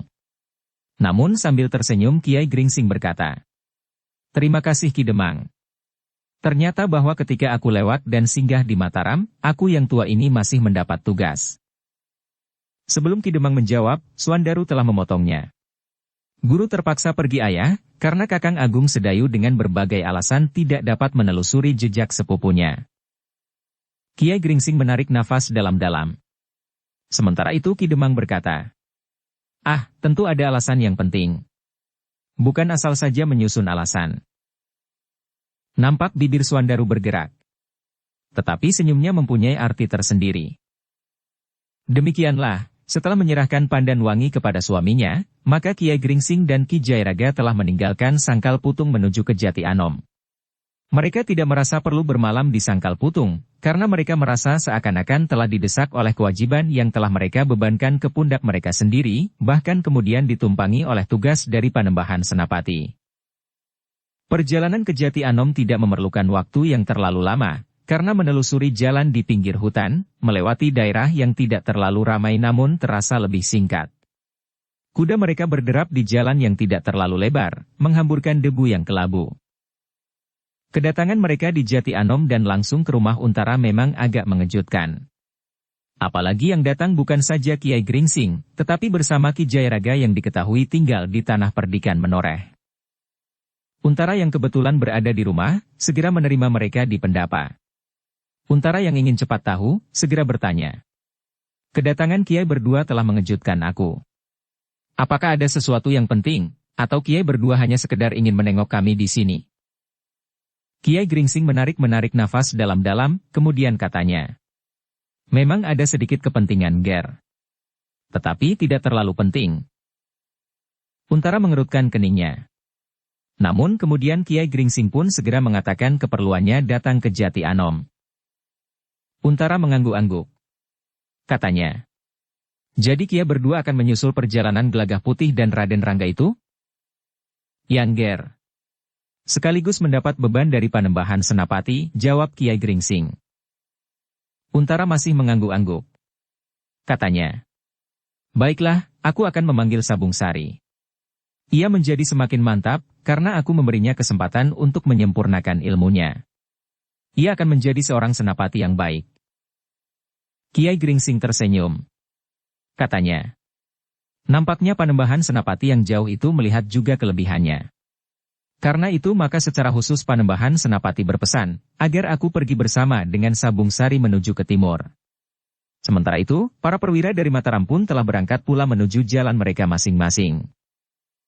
Untara pun kemudian telah memanggil seorang prajurit. Diperintahkannya prajurit itu untuk memanggil Sabung Sari segera. Sementara itu, istri Untara telah menghidangkan minuman dan makanan bagi kedua tamunya itu. Seperti Suandaru, Untara pun bertanya kenapa Agung Sedayu tidak pergi mencari sepupunya yang oleh pamannya telah diserahkan kepadanya, meskipun dengan latar belakang yang berbeda. Untara memang ingin mendapat penjelasan, bukan sekedar menuduh Agung Sedayu malas atau apalagi cemas menghadapi bahaya. Untara yang mengenal adiknya dengan baik itu mengerti dan menyadari kemampuan Agung Sedayu yang telah jauh berada di atas kemampuannya sendiri. "Ia diperlukan di tanah perdikan Menoreh," jawab Kiai Gringsing. "Selain daripada itu, rasa-rasanya kami yang tua-tua ini masih ingin juga mengulangi ketegaran masa muda kami di antara jalan-jalan yang panjang, lereng-lereng yang terjal dan pematang-pematang yang silang menyilang di antara tanaman yang hijau subur di sawah-sawah." Untara mengangguk-angguk. Sementara itu Ki Jayaraga pun berkata, Aku pun merasa berkewajiban untuk menelusuri jalan Gelagah Putih. Sementara itu, seperti Kiai Gringsing, rasa-rasanya ingin melihat lagi sebagaimana pernah aku lihat sebelumnya, meskipun di lingkungan yang berbeda.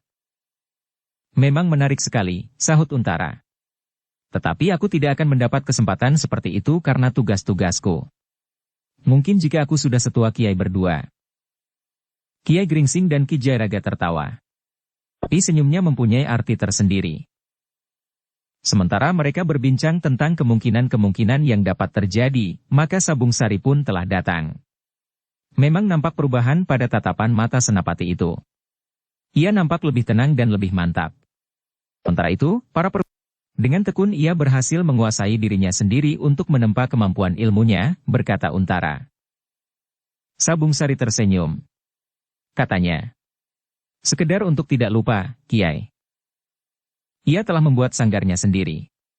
Tidak di halaman barak pasukannya. Tetapi sanggarnya terbuka. Ia selalu berada di pinggir sungai, di hadapan tebing yang curam, berkata Untara pula. Syukurlah, sahut Kiai Gringsing. Mudah-mudahan kau sampai pada puncak ilmumu yang gegirisi itu. Tetapi belum sekuku ireng dibanding dengan Agung Sedayu, berkata Sabung Sari kemudian. Kiai Gringsing dan Ki Jayaraga tersenyum. Dengan nada tinggi Kiai Gringsing bertanya. Kau puji Agung Sedayu karena ada aku, gurunya, dan juga ada kakaknya di sini? Ah, tentu tidak Kiai, jawab Sabung Sari dengan serta-merta. Aku berkata dengan jujur. Untara pun tersenyum tetapi ia berkata. Dalam beberapa hal Sabung Sari telah kejangkitan pula penyakit Agung Sedayu. Penyakit apa? Bertanya Kiai Gringsing.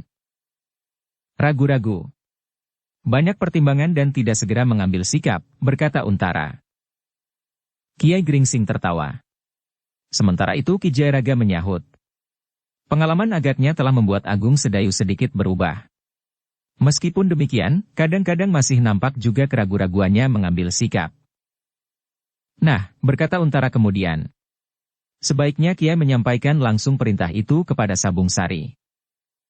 Silahkan Angger saja yang menjatuhkan perintah itu. Bukankah Angger Untara Senapati di sini? Bertanya Kiai Gringsing. Untara tertawa pendek. Katanya. Baiklah. Akulah Senapati di sini. Demikianlah maka Untara pun telah menyampaikan perintah panembahan Senapati kepada Sabung Sari sebagaimana dikatakan oleh Kiai Gringsing. Sabung Sari mengangguk-angguk. Karena yang membawa perintah itu adalah Kiai Gringsing, Sabung Sari sama sekali tidak ragu-ragu bahwa perintah itu benar-benar telah diberikan oleh Panembahan Senapati. Dengan demikian maka kau harus segera bersiap-siap Sabung Sari, berkata Untara kemudian. Aku menerima segala perintah, berkata Sabung Sari. Tapi kapan Kiai akan berangkat menuju ke timur itu? Besok sehari aku masih akan memberikan pesan-pesan dan membenahi padepokan yang sudah agak lama aku tinggalkan. Baru besok lusa aku berangkat. Pagi-pagi benar, jawab Kiai Gringsing. Berkuda atau berjalan kaki, bertanya Untara. Lebih baik berjalan kaki, jawab Kiai Gringsing. Dengan demikian kita akan dapat melakukan perjalanan menembus segala medan. Sabung Sari mengangguk-angguk. Katanya. Baiklah. Aku akan mempersiapkan diri. Tetapi bukankah aku tidak perlu membawa bekal? Yang mendengar pertanyaan itu tertawa. Kiai Gringsinglah yang menjawab. Perintah itu datang dari Panembahan Senapati. Jalurnya di sini adalah Angger Untara. Untara mengangguk-angguk. Di antara tertawanya ia bertanya. Tentu. Aku sudah menyediakan bekal untuk menempuh perjalanan sampai kapanpun. Aku sudah menyimpan beras di lumbung. Jika diperlukan, beras itu dapat dibawanya, berapapun dibutuhkan. Kiai Gringsing dan Ki Jayaraga tertawa semakin panjang. Namun beberapa saat kemudian, Kiai Gringsing dan Kiai Jayaraga pun telah mohon diri untuk pergi ke padepokan kecilnya yang sudah ditinggalkan beberapa lama. Sebelum Kiai Gringsing menempuh perjalanan yang panjang tanpa dibatasi waktu, maka ia akan mempersiapkan lebih dahulu padepokan kecilnya agar segala-galanya dapat berjalan rancak seperti biasanya. Sepeninggal Kiai Gringsing dan Ki Jayaraga, maka Untara masih memberikan beberapa pesan kepada Sabung Sari. Perintah yang langsung diberikan oleh Panembahan Senapati itu harus dilakukannya sebaik-baiknya. Aku akan berusaha untuk tidak mengecewakan Kiai Gringsing dan Ki Jayaraga, berkata Sabung Sari. Tentu saja sebatas kemampuanku. Namun dalam tugas ini, batas kemampuanku itu adalah nyawaku. Kau memang seorang prajurit yang baik, berkata Untara. Menurut Kiai Gringsing, beberapa orang perwira telah berangkat pula dari Mataram. Mereka akan bertemu di tempat yang sudah disepakati.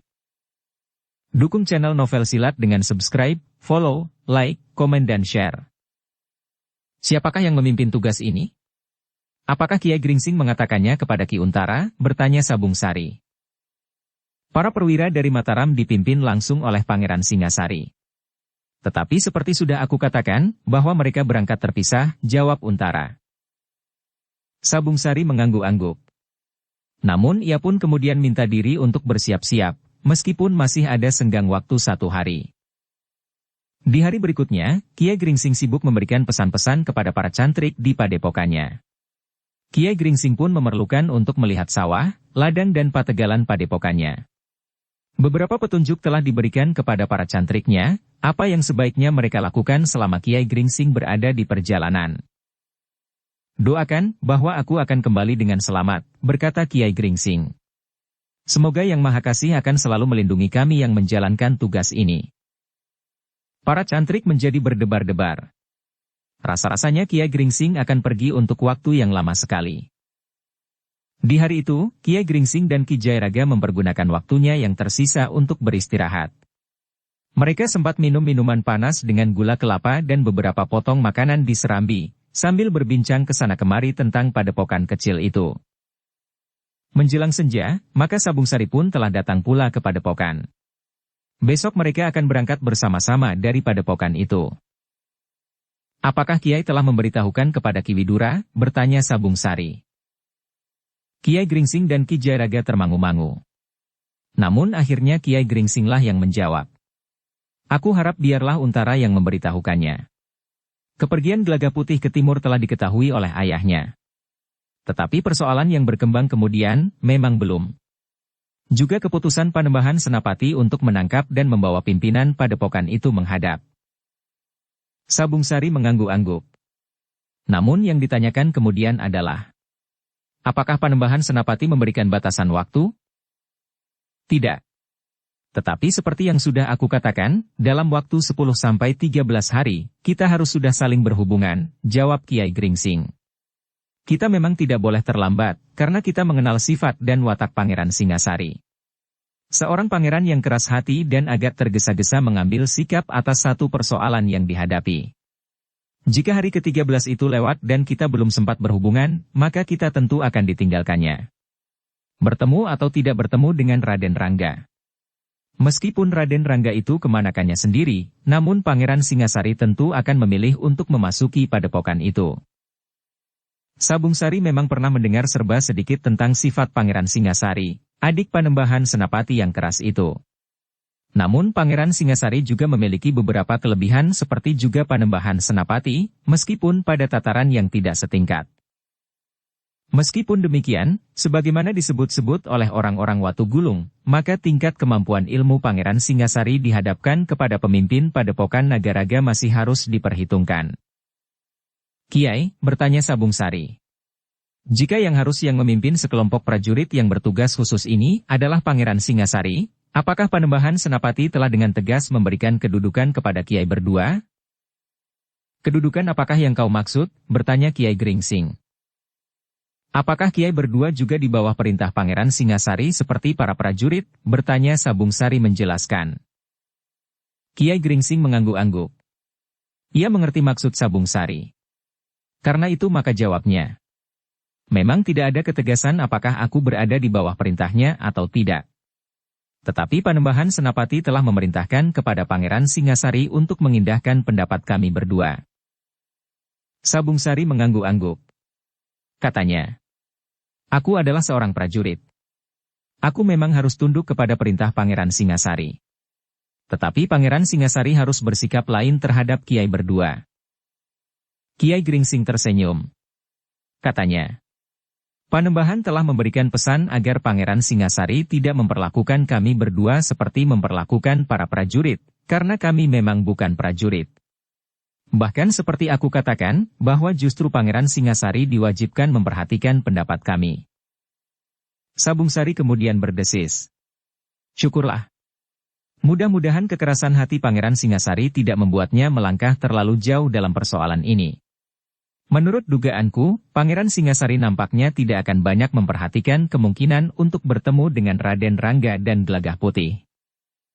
Aku kira memang demikian, sahut Ki Jayaraga. Pangeran Singasari merasa tidak banyak berkepentingan dengan keduanya. Agaknya Pangeran Singasari ingin melaksanakan perintah Panembahan Senapati sebaik-baiknya. Tetapi bukankah Pangeran Singasari mendapat gambaran yang jelas tentang padepokan itu, bertanya Sabung Sari. Agaknya sudah, jawab Kiai Gringsing. Jika perintah Panembahan tidak disertai dengan penglihatan atas sasaran, maka hal itu akan sangat berbahaya, sebagaimana harus dilakukan oleh Raden Rangga dan Gelagah Putih. Sabung Sari mengangguk-angguk. Tetapi ia tidak bertanya lebih jauh. Demikianlah, setelah mereka kemudian makan malam, maka Kiai Gringsing, Ki Jayaraga dan Sabung Sari masih berbincang lagi beberapa saat. Baru setelah malam memasuki saat sepi uang, maka mereka pun pergi ke pembaringan. Pagi-pagi benar mereka telah terbangun. Sementara itu di halaman telah terdengar seorang cantrik menyapu halaman. Sedangkan di belakang terdengar senggot timba di sumur berderit dengan irama yang ajek. Sebelum matahari menyingsing ketiganya telah siap. Mereka akan menempuh perjalanan dengan berjalan kaki. Kiai Gringsing masih memberikan beberapa pesan kepada para cantriknya yang kemudian berkumpul di halaman padepokan kecilnya. Jangan terlalu lama Kiai, minta para cantrik. Jika persoalanku sudah selesai, maka aku akan segera kembali. Hati-hati dengan bibit polong buah-buahan itu. Jangan terlambat menyiram, pesan Kiai Gringsing. Jangan lupa pula mengairi tanaman di sawah. Baik Kiai, jawab beberapa orang cantrik hampir berbareng. Demikianlah, sesaat sebelum matahari terbit, maka mereka bertiga telah berangkat meninggalkan padepokan. Mereka tidak dengan jelas membawa persiapan perang. Tidak nampak senjata di lambung mereka. Namun bagi Kiai Gringsing, cambuknya tidak akan pernah ketinggalan. Seperti murid-muridnya, Kiai Gringsing telah melingkarkan cambuknya di lambung, di bawah bajunya. Sementara itu, di ikat pinggang Sabung Sari, juga di bawah bajunya, terselip sebilah pisau belati panjang. Mungkin pisau itu diperlukannya bukan saja sebagai senjata. Ki Jayaraga tidak membawa senjata secara khusus.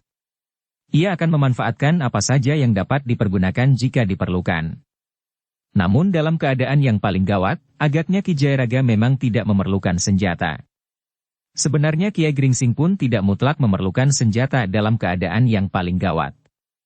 Namun senjata yang hampir tidak terpisah daripadanya itu memang seolah-olah lekat pada tubuhnya. Demikianlah, maka tiga orang telah meninggalkan padepokan Jati Anom untuk berangkat menuju ke timur. Mereka telah mendapat ancar-ancar dari orang-orang Watu Gulung, kemana mereka harus pergi. Sehingga dengan demikian maka sebenarnya perjalanan mereka itu merupakan perjalanan yang jauh lebih ringan dari perjalanan yang harus dilakukan oleh Raden Rangga dan Gelagah Putih. Namun mereka bertiga berharap bahwa mereka akan dapat menemukan Raden Rangga dan Gelagah Putih sebelum mereka mendekati padepokan Nagaraga dan berhubungan dengan para prajurit dari Mataram, yang mendapatkan tugas yang sama dan yang akan mendekati padepokan itu dalam kelompok-kelompok kecil. Antara 2 atau 3 orang. Menurut pendapat mereka, Pangeran Singasari tidak akan dengan sengaja mencari Raden Rangga dan Gelagah Putih. Perhatiannya telah lebih banyak tertuju kepada menghancurkan padepokan itu dan menangkap pemimpin padepokan Nagaraga. Bahkan Pangeran Singasari pun tentu tidak akan banyak memperhatikan kehadiran Kiai Gringsing dan Ki Jayaraga. Datang atau tidak datang. Ketika kemudian matahari mulai naik, terasa pagi menjadi semakin segar. Di ujung daun padi di sawah, masih nampak kilatan pantulan cahaya matahari pada titik-titik embun yang bergayutan. Hampir setiap hari mereka bertiga melihat sinar matahari yang jatuh dan bermain di dedaunan. Namun setiap hari pula mereka merasakan sentuhan yang lembut di hati mereka. Di bulak yang masih dekat dengan padepokan Kiai Gringsing di Jati Anom, beberapa orang yang berpapasan di sawah selalu menegurnya. Mereka melihat Kiai Gringsing tidak sekedar pergi ke sawah pagi itu. Agaknya Kiai Gringsing akan bepergian bersama dengan 2 orang lainnya. Sabung Sari yang tinggal juga di Jati Anom ternyata ada juga yang sudah mengenalnya. Tetapi karena geraknya yang terbatas sebagai seorang prajurit, maka orang yang mengenalinya tidak sebanyak Kiai Gringsing. Seorang yang sudah sebaya Kiai Gringsing yang mengenalnya dengan baik telah menghentikannya dan bertanya, "Kiai akan pergi kemana sepagi ini?" Kiai Gringsing tersenyum. Jawabnya, "Ada sedikit keperluan di Pajang." "Pajang? Jadi Kiai akan menempuh perjalanan sejauh itu?" bertanya orang itu pula. "Bukankah Pajang tidak terlalu jauh?" desis Kiai Gringsing. Orang itu mengerutkan keningnya. Katanya, "Aku belum pernah melihat Pajang. Tetapi apakah keperluan Kiai ke Pajang?" Kiai Gringsing masih saja tersenyum. Ia sudah terbiasa mendengar pertanyaan seperti itu. Seolah-olah orang itu berkepentingan dengan kepergiannya. Tetapi memang sudah menjadi kebiasaan bahwa pertanyaan yang demikian itu dilontarkan kepada orang-orang yang lewat dan apalagi bepergian. Namun Kiai Gringsing menjawab juga, "Ada salah seorang kadangku yang memerlukan aku datang. Itulah sebabnya kami pergi bertiga, karena keduanya ini juga termasuk kadangku yang dipanggil untuk keperluan yang sama di Pajang." Orang itu mengangguk-angguk. Agaknya ia sudah puas bahwa orang yang lewat itu sudah memberitahukan keperluan kepadanya. Demikianlah maka Kiai Gringsing pun telah meneruskan perjalanannya bersama Ki Jayaraga dan Sabung Sari. Di jalan-jalan yang mereka lewati, nampaknya orang-orang tidak banyak memperhatikan mereka. Dua orang tua yang dikawani oleh seorang yang masih muda menempuh perjalanan melalui jalan-jalan bulak dan jalan-jalan padukuhan. Apalagi di pagi hari, jalan-jalan masih nampak ramai terutama oleh orang-orang yang kembali dari dan pergi ke pasar. Nampaknya suasana terasa tenang di mana-mana. Meskipun demikian, ketiga orang itu tidak lepas dari sikap berhati-hati. Ternyata bahwa di perjalanan Raden Rangga dan Gelagah Putih telah bertempur dengan orang-orang Watu Gulung apapun sebabnya, sehingga kemungkinan yang sama dapat juga terjadi atas mereka. Sebenarnya waktu yang disediakan cukup longgar bagi mereka, jika mereka hanya sekedar ingin mencapai tempat yang sudah ditentukan untuk saling berhubungan. Tetapi waktu yang akan banyak dipergunakan adalah usaha mereka untuk menemukan Raden Rangga dan Gelagah Putih yang sudah berjalan mendahului mereka. Di hari pertama, pada perjalanan yang masih belum jauh, sesekali mereka singgah di kedai untuk sekedar makan dan minum. Selama mereka berada di kedai bersama beberapa orang yang lain, rasa-rasanya mereka pun tidak pernah mendengar persoalan-persoalan yang cukup gawat yang perlu mendapat perhatian khusus. Jika mereka menyebut juga tentang persoalan yang timbul di antara penghuni padukuhan-padukuhan, maka persoalannya berkisar pada kesalahpahaman saja, mungkin tentang air di sawah yang salah menghitung saat-saat menerima giliran. Atau mungkin tentang anak-anak yang nakal dan saling berkelahi, atau tentang binatang yang digembalakan di sawah tanpa disadari telah merusak tanaman. Persoalan-persoalan yang demikian akan dengan cepat dapat diatasi oleh para bebahu padukuhan dan kademangan, sehingga persoalan itu pun cepat pula dianggap selesai. Namun demikian, sekali pernah juga didengarnya tentang pencurian. Tetapi pencurian merupakan sesuatu yang jarang sekali terjadi. Bahkan penjual di kedai itu terkejut ketika seorang pembelinya mengatakan tentang pencurian ternak di padukuhannya. "Ada juga orang yang mencuri?" bertanya penjual itu. "Baru pertama kali terjadi sejak beberapa bulan terakhir," jawab orang yang bercerita tentang pencurian itu. Tetapi nampaknya bukan seorang yang memerlukan ternak. Ternyata kemudian diketemukan di tempat yang sepi di hutan perdu oleh seorang pencari kayu, bekas orang yang menyembelih kambing. Agaknya ternak yang hilang itu langsung disembelih dan dimakan oleh sekelompok orang. Di tempat itu masih tercecer sisa-sisa bagian dari kambing yang disembelih itu dan bekas perapian. "Menarik sekali," desis penjual di kedai itu. Tetapi dengan demikian justru merupakan persoalan yang lebih gawat dari pencurian biasa. Apakah mungkin sekelompok anak-anak muda yang nakal yang berbuat sesuka hati, tanpa menghiraukan batas-batas kepentingan orang lain? "Entahlah," jawab orang yang menceritakan tentang pencurian itu. Namun ia masih menceritakan tentang beberapa hal dari peristiwa itu. Tetapi kemudian mereka tidak membicarakan lebih panjang lagi. Mereka mulai berbicara tentang persoalan-persoalan mereka sehari-hari. Kiai Gringsing, Ki Jayaraga dan Sabung Sari setelah membayar harga makanan mereka, maka mereka pun meninggalkan kedai itu. Mereka pun ternyata telah tertarik dengan cerita tentang seekor kambing yang hilang dan diketemukan setelah disembelih di tempat yang sepi. Bahkan masih terdapat beberapa bagian yang tersisa. Dengan demikian maka dapat diambil kesimpulan bahwa pencurian itu mempunyai alasan yang lain dari pencurian biasa. Tetapi mereka tidak dapat dengan serta-merta menanyakan bahkan mengusutnya, karena hal itu akan dapat menimbulkan kecurigaan. Namun berdasarkan pada pembicaraan itu, mereka dapat mengira-kirakan di sebelah manakah letak hutan perdu yang dimaksudkan. Agaknya pencurian itu terjadi di padukuhan di sebelah timur padukuhan ini, desis Sabung Sari. Ya, sahut Ki Jairaga. Lalu hutan perdu itu terletak di sebelah Bulak. Mereka menyebut sebatang sungai. Agaknya untuk sampai ke tempat itu, dapat ditelusuri sungai dari padukuhan yang dimaksudkan. Kita dapat lewat hutan perdu itu, berkata Kiai Gringsing. Rasa-rasanya ingin melihat, apa yang telah terjadi di tempat itu. Aku setuju, desis Sabung Sari. Hanya sekedar ingin melihat. Demikianlah, maka mereka bertiga telah mengikuti arus sungai yang melalui padukuhan di sebelah timur dari padukuhan di tempat Kiai Gringsing dan kedua orang yang bersamanya singgah di kedai. Sungai itu memang tidak begitu besar. Tetapi agaknya sungai itu tidak pernah kering di sepanjang musim. Airnya yang jernih gemericik di sela-sela batu-batu yang besar yang berserakan. Di tepian terhampar pasir yang berwarna kelabu. Beberapa saat kemudian, maka mereka pun telah meninggalkan tanah persawahan yang terbentang di sebelah tanggul sungai itu. Karena itu, maka ketiga orang itu pun telah memanjat tebing yang tidak begitu tinggi dan berdiri di atas tanggul. Di ujung daerah persawahan terdapat padang rumput yang tidak begitu luas namun berbatu-batu, yang agaknya semula dilemparkan dari sungai itu di saat banjir bandang. Sehingga dengan demikian padang rumput itu tidak dapat digarap untuk tanah persawahan. Sebelah padang rumput terdapat padang perdu, sebelum mencapai sebuah hutan yang nampaknya masih cukup lebat. Marilah, berkata Sabung Sari. Kita melihat padang perdu itu.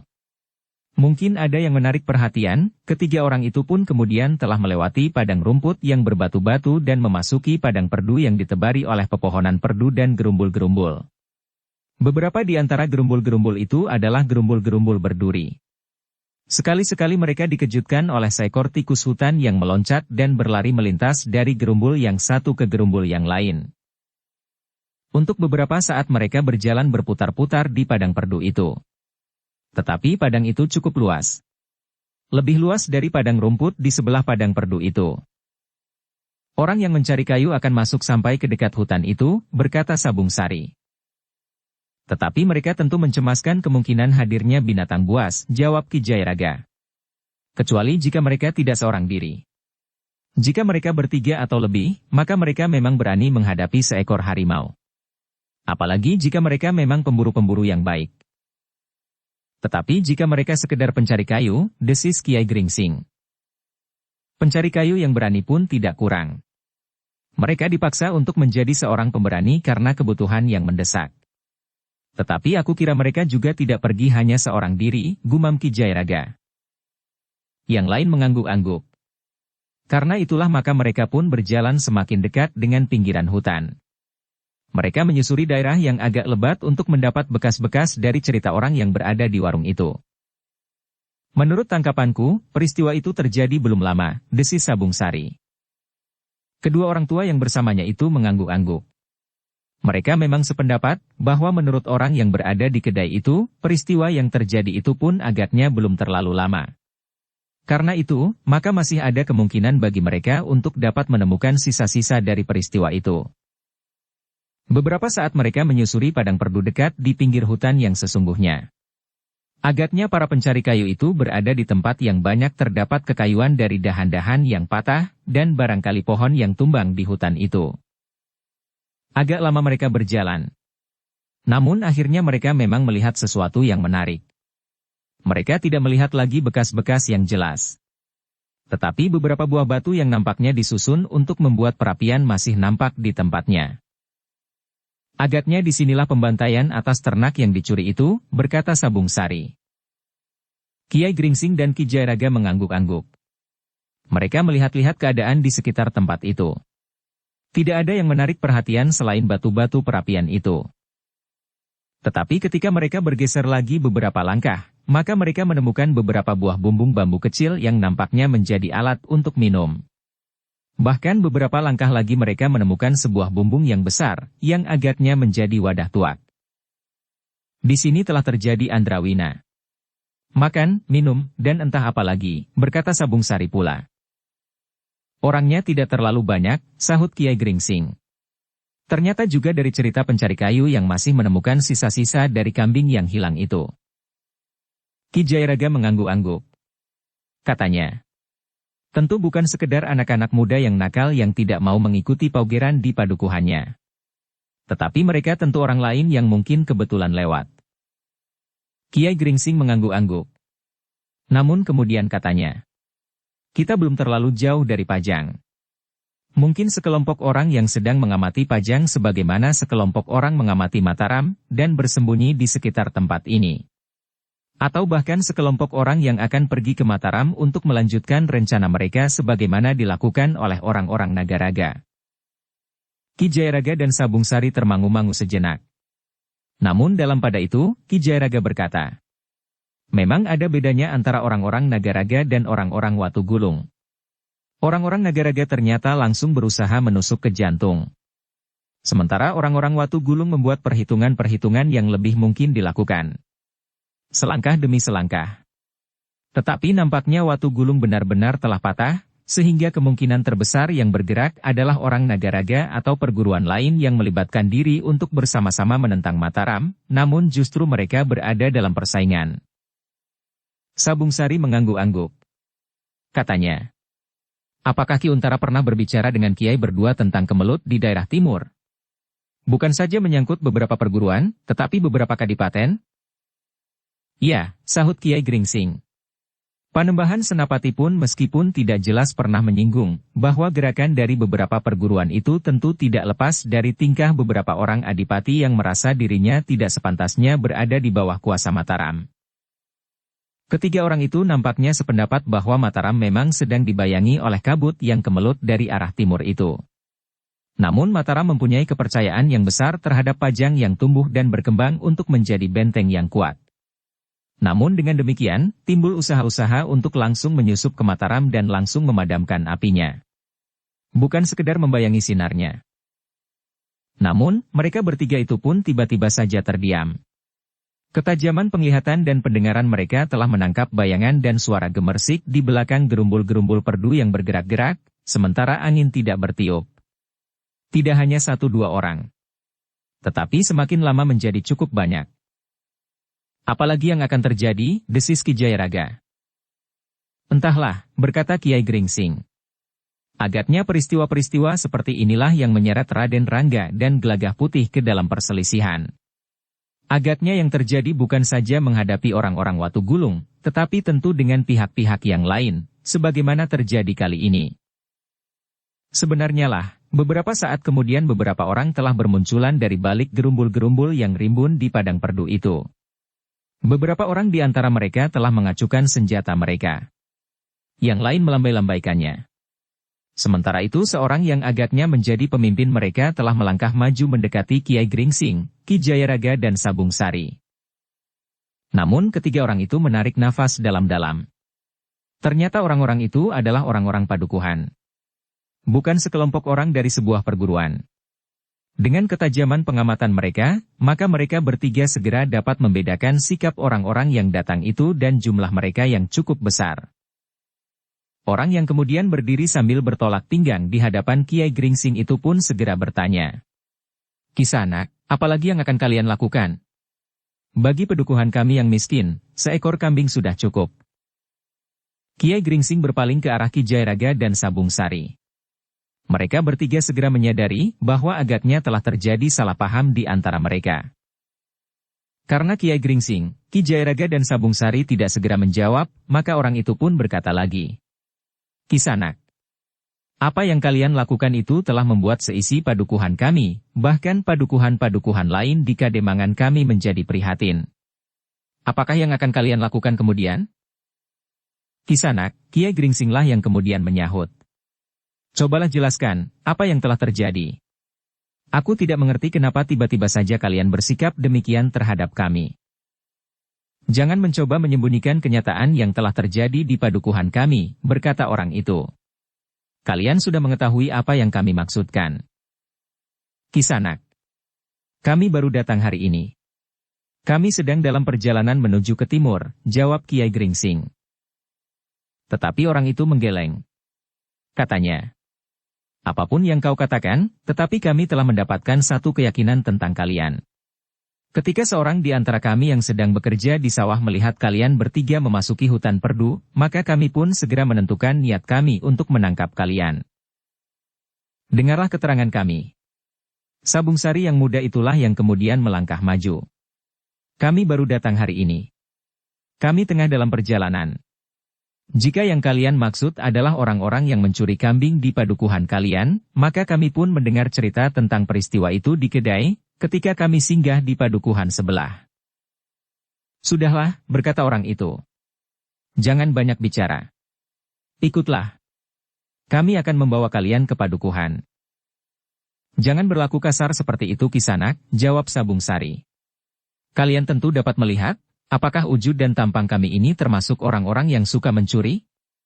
Tetapi karena di kedai kami mendengar tentang peristiwa pencurian itu, kami justru ingin melihat, apa yang sebenarnya terjadi di hutan ini. Kau sudah cukup banyak bicara. Terlalu banyak. Kami sudah berusaha untuk menahan diri. Tetapi jika kau berkeras, maka apa boleh buat? Apa yang akan kalian lakukan? Bertanya Sabung Sari.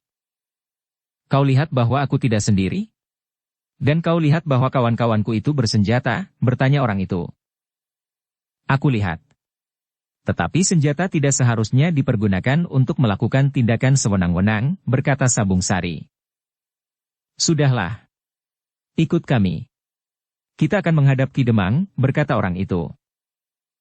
Kiai Gringsinglah yang kemudian menyahut mendahului Sabung Sari. Baiklah.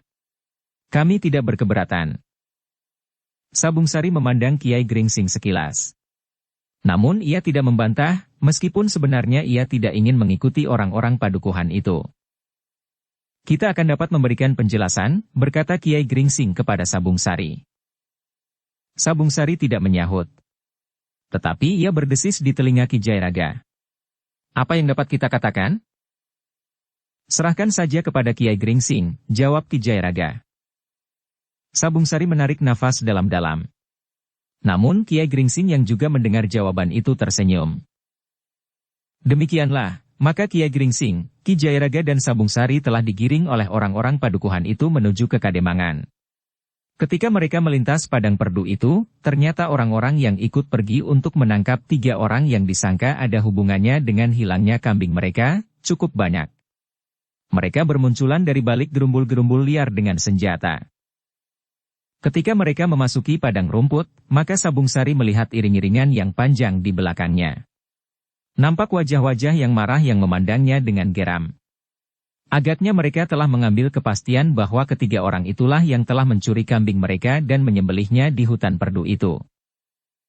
Sabung Sari sama sekali tidak senang diperlakukan seperti itu. Namun Ki Jayaraga berkata, "Sudahlah. Jangan kau pikirkan lagi, kita serahkan semua persoalan kepada Kiai Gringsing seperti yang sudah aku katakan. Semuanya akan segera selesai dengan baik. Tanpa kekerasan dan tanpa saling menyakiti hati." Sabung Sari tidak menjawab.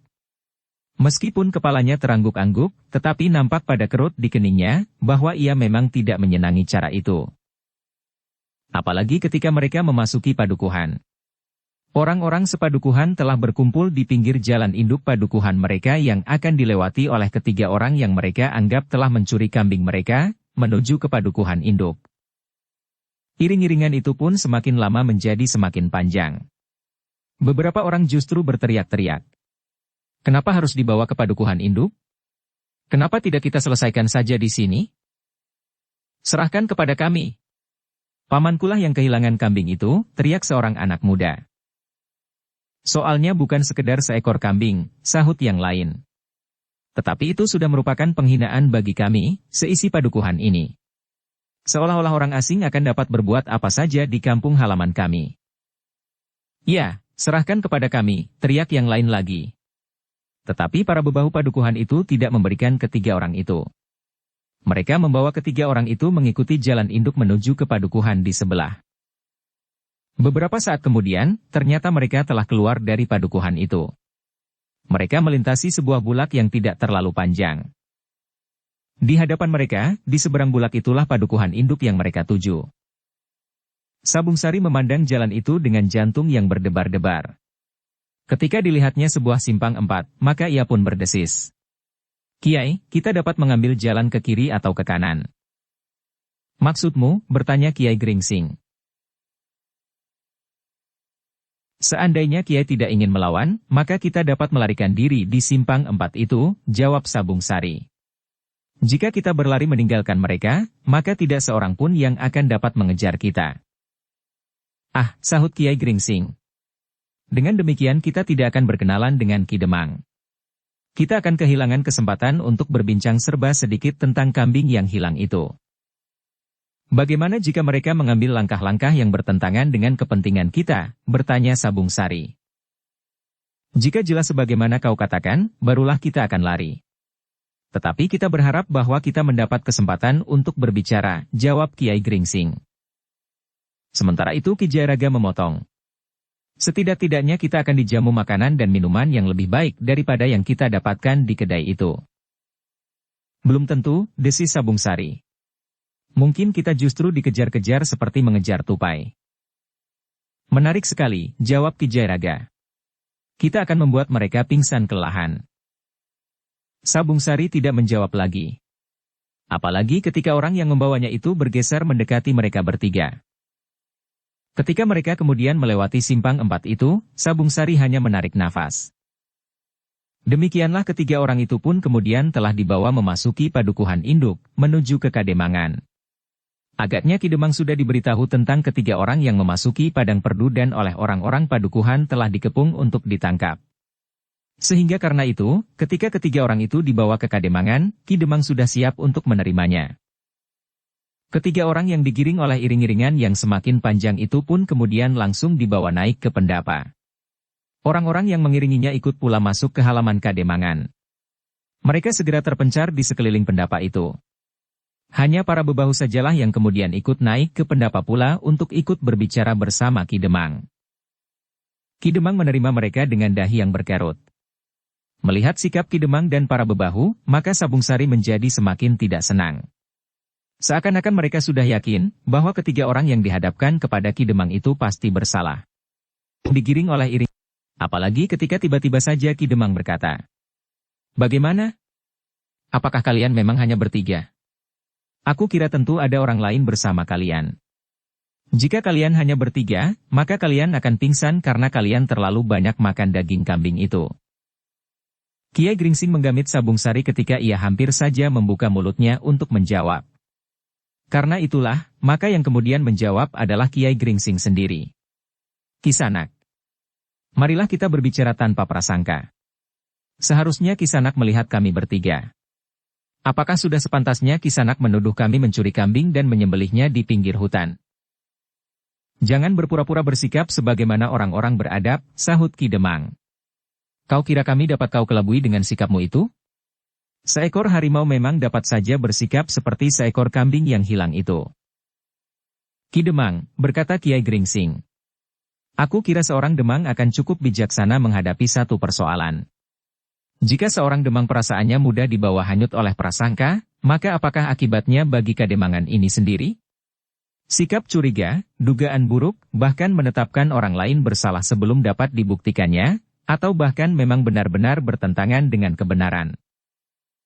"Jangan banyak berbicara," bentak Ki Demang. "Kau adalah tangkapan kami. Jika kami mau, maka kau dapat aku serahkan kepada orang-orang yang marah itu, sehingga kau akan dapat dicincang di halaman Kademangan ini." "Ki Demang," berkata Kiai Gringsing. "Kami bukan orang-orang yang Ki Demang maksudkan. Kami baru hari ini memasuki Kademangan ini. Kami mendengar peristiwa tentang kambing yang hilang itu baru di kedai ketika kami singgah untuk makan. Karena persoalannya menarik, maka kami telah memerlukan untuk melihat-lihat di manakah kambing itu disembelih." "Persetan dengan kalian," geram Ki Demang. "Bagaimanapun juga kalian harus dihukum. Tetapi kami tidak akan melakukannya di malam hari.